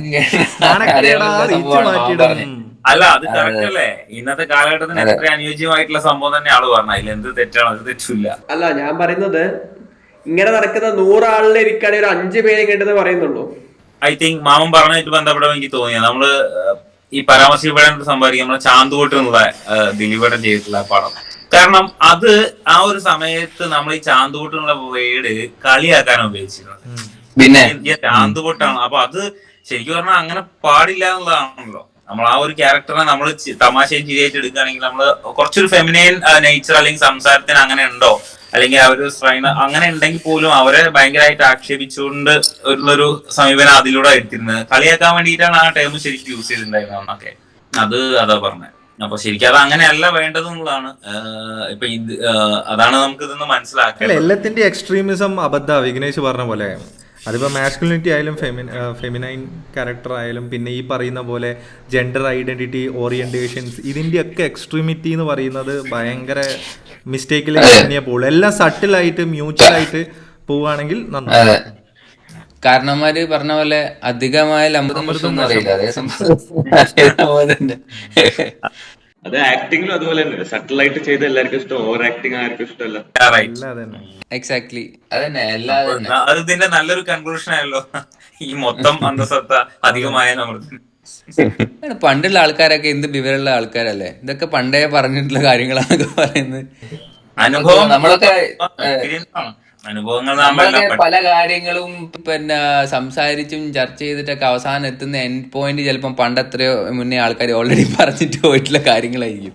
അതാണ് പഴയ കാര്യം, ഹിസ്റ്ററിക്ക് പഠിക്കണം എന്ന് പറയുന്നത് നല്ലതാണെന്ന് പറയുന്നത് വെറുതെ അല്ല. റീസൺ കൊണ്ടാണ്. അതെ, അതിന് വ്യത്യസ്തമായ മാനങ്ങൾ ഉണ്ട് എന്നുള്ളതാണ്. നമ്മൾ ഒരർത്ഥം മാത്രമായിരിക്കും ചിലപ്പോൾ കണക്കാക്കുന്നത്, അതായിരിക്കില്ല അതിന്റെ റിയാലിറ്റി എന്നുള്ളതാണ്. അത് സത്യമാണ്.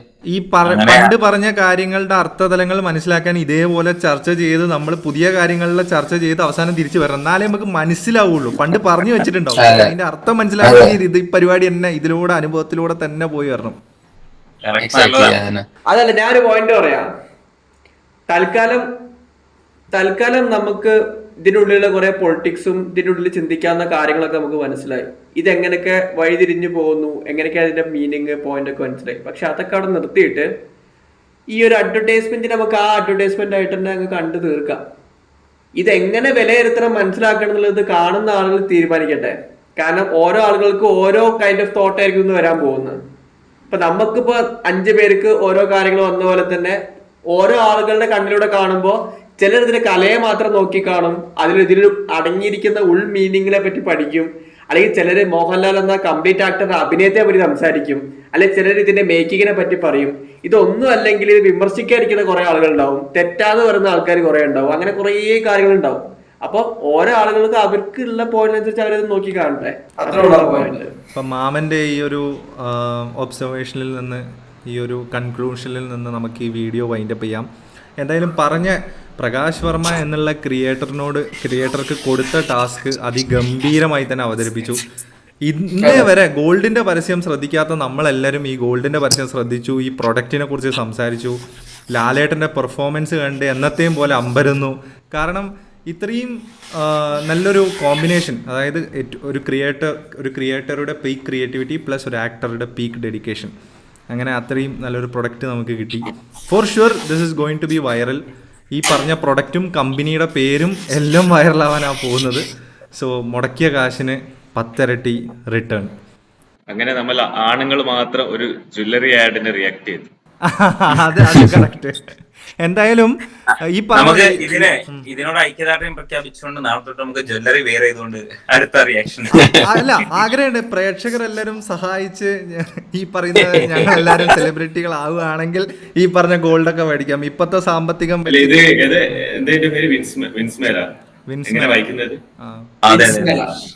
നമ്മുടെ ചാനൽ ഒരു 1 മില്യൺ അടിക്കുകയാണെങ്കിൽ നമുക്ക് വിൻസ്പെയറെ പോയിട്ട് പർച്ചേസ് ചെയ്യാല്ലേ. വിൻസ്പെയറെ കാണാൻ പോവാ, ഷോറൂമിൽ നമ്മൾ പോകുന്നതായിരിക്കും. എന്റെ ജ്വല്ലറി ആഡിന് ഒരു എന്താ എടാ ആദ്യത്തെ ഇത് അപ്ലോഡ് ചെയ്തിട്ട് ലിങ്ക് ഒന്ന് വിസ്മയരൊക്കെ അയച്ചു കൊടുക്കൂട്ടോ ഓരോ പേജിലൊക്കെ. അതെ, നമുക്ക് ആദ്യത്തെ അവർക്ക് ഐക്യദാർഢ്യം പ്രഖ്യാപിച്ചുകൊണ്ട് അവിടുത്തെ ജ്വല്ലറി ഇട്ടുകൊണ്ട് എന്ത് ചെയ്യാം, പോസ്റ്റ് ചെയ്യാം, ഫോട്ടോ ചെയ്യാം. അങ്ങനല്ല, നമ്മളെല്ലാരും ഇത് റിയാക്ട് ചെയ്തുകൊണ്ട് അവര് നമുക്ക് ഒരു ജ്വല്ലറി സ്പോൺസർ ചെയ്ത. അല്ല, ഈ അബ്ദുൽ കലാം പറഞ്ഞത് ശരിയാ, കുന്നോളം ആഗ്രഹിക്കാന്ന്. പക്ഷെ ഒരു പരിധി ഉണ്ട് വിഘ്നേശേ. സ്വർണത്തിന്റെ വില വെച്ച് നോക്കുമ്പോ അത് കുന്നൊന്നും അല്ല, അത് ബഹിരാകാശമായി പോയി. സാമ്പത്തികം വെച്ച് നോക്കുമ്പോ സത്യ ഗിഫ്റ്റ് കിട്ടിയാലും അല്ല, ഇതൊരു ബിസിനസ് ഓപ്പർച്യൂണിറ്റി ആണ്. ഇപ്പൊ ജ്വല്ലറിക്കാർ ഇങ്ങനെ തുടങ്ങി, ഇനി ഇതുപോലെ പല ടെക്സ്റ്റൈൽ ഷോപ്പുകളുണ്ട്, പല കാര്യങ്ങളുണ്ട്. നാളെ മമ്മൂട്ടിനെ കൊണ്ടും മറ്റേ സുരേഷ് ഗോപിനെ കൊണ്ടും ജയറാമിനെ കൊണ്ട് സാരി ഉടുപ്പിച്ചിട്ടുള്ള ആഡുകൾ വരാൻ ചാൻസ്. ജയറാമേട്ടതൊക്കെ പണ്ടേ വിട്ട സീനാണ്, കൊറേ ചെയ്തിട്ടുണ്ട്. ഇത് മുണ്ടിന്റെ ഒരു സംഭവം പോലെ MCR, രാംരാജ്, പോത്തീസ് ഒക്കെ പറഞ്ഞിട്ടുണ്ടായിരുന്നില്ലേ. ഇനി MCR ചിലപ്പം ഫീമെയിൽ ആർട്ടിസ്റ്റിനെ കൊണ്ട് ചെയ്യാൻ സാധ്യത ഞാൻ കാണുന്നു. സുരേഷ് ചേട്ടനൊക്കെ ഈ മാല എനിക്ക് വേണം, ഈ മാല നിങ്ങൾ എനിക്ക് തരണം, അല്ല ഞാനിങ് എടുക്കുവാ, ഈ മാല ഞാനിങ് എടുക്കുവാ. അപ്പൊ ഇത് വളരെ മനോഹരമായിട്ടുള്ള ഒരു അഡ്വർടൈസ്മെന്റ് ആയി. ജെൻഡേഴ്സ് നമ്മളിങ്ങനെ മ്യൂച്വലായിട്ട് സെലിബ്രേറ്റ് ചെയ്യട്ടെ, മാസ്കുലിനിറ്റിയിൽ നിന്ന് ഫെമിനിനിറ്റി സെലിബ്രേറ്റ് ചെയ്യപ്പെടട്ടെ, ഫെമിനൈൻ ട്രേറ്റ്സിൽ നിന്ന് മാസ്കുലിനിറ്റി സെലിബ്രേറ്റ് ചെയ്യപ്പെടട്ടെ. അപ്പോൾ ഇതുപോലുള്ള വ്യത്യസ്തങ്ങളായിട്ടുള്ള അഡ്വർടൈസ്മെന്റ്സുകൾ ഇനിയും വരട്ടെ, നമ്മളെ കൂടുതൽ ചിന്തിപ്പിക്കട്ടെ.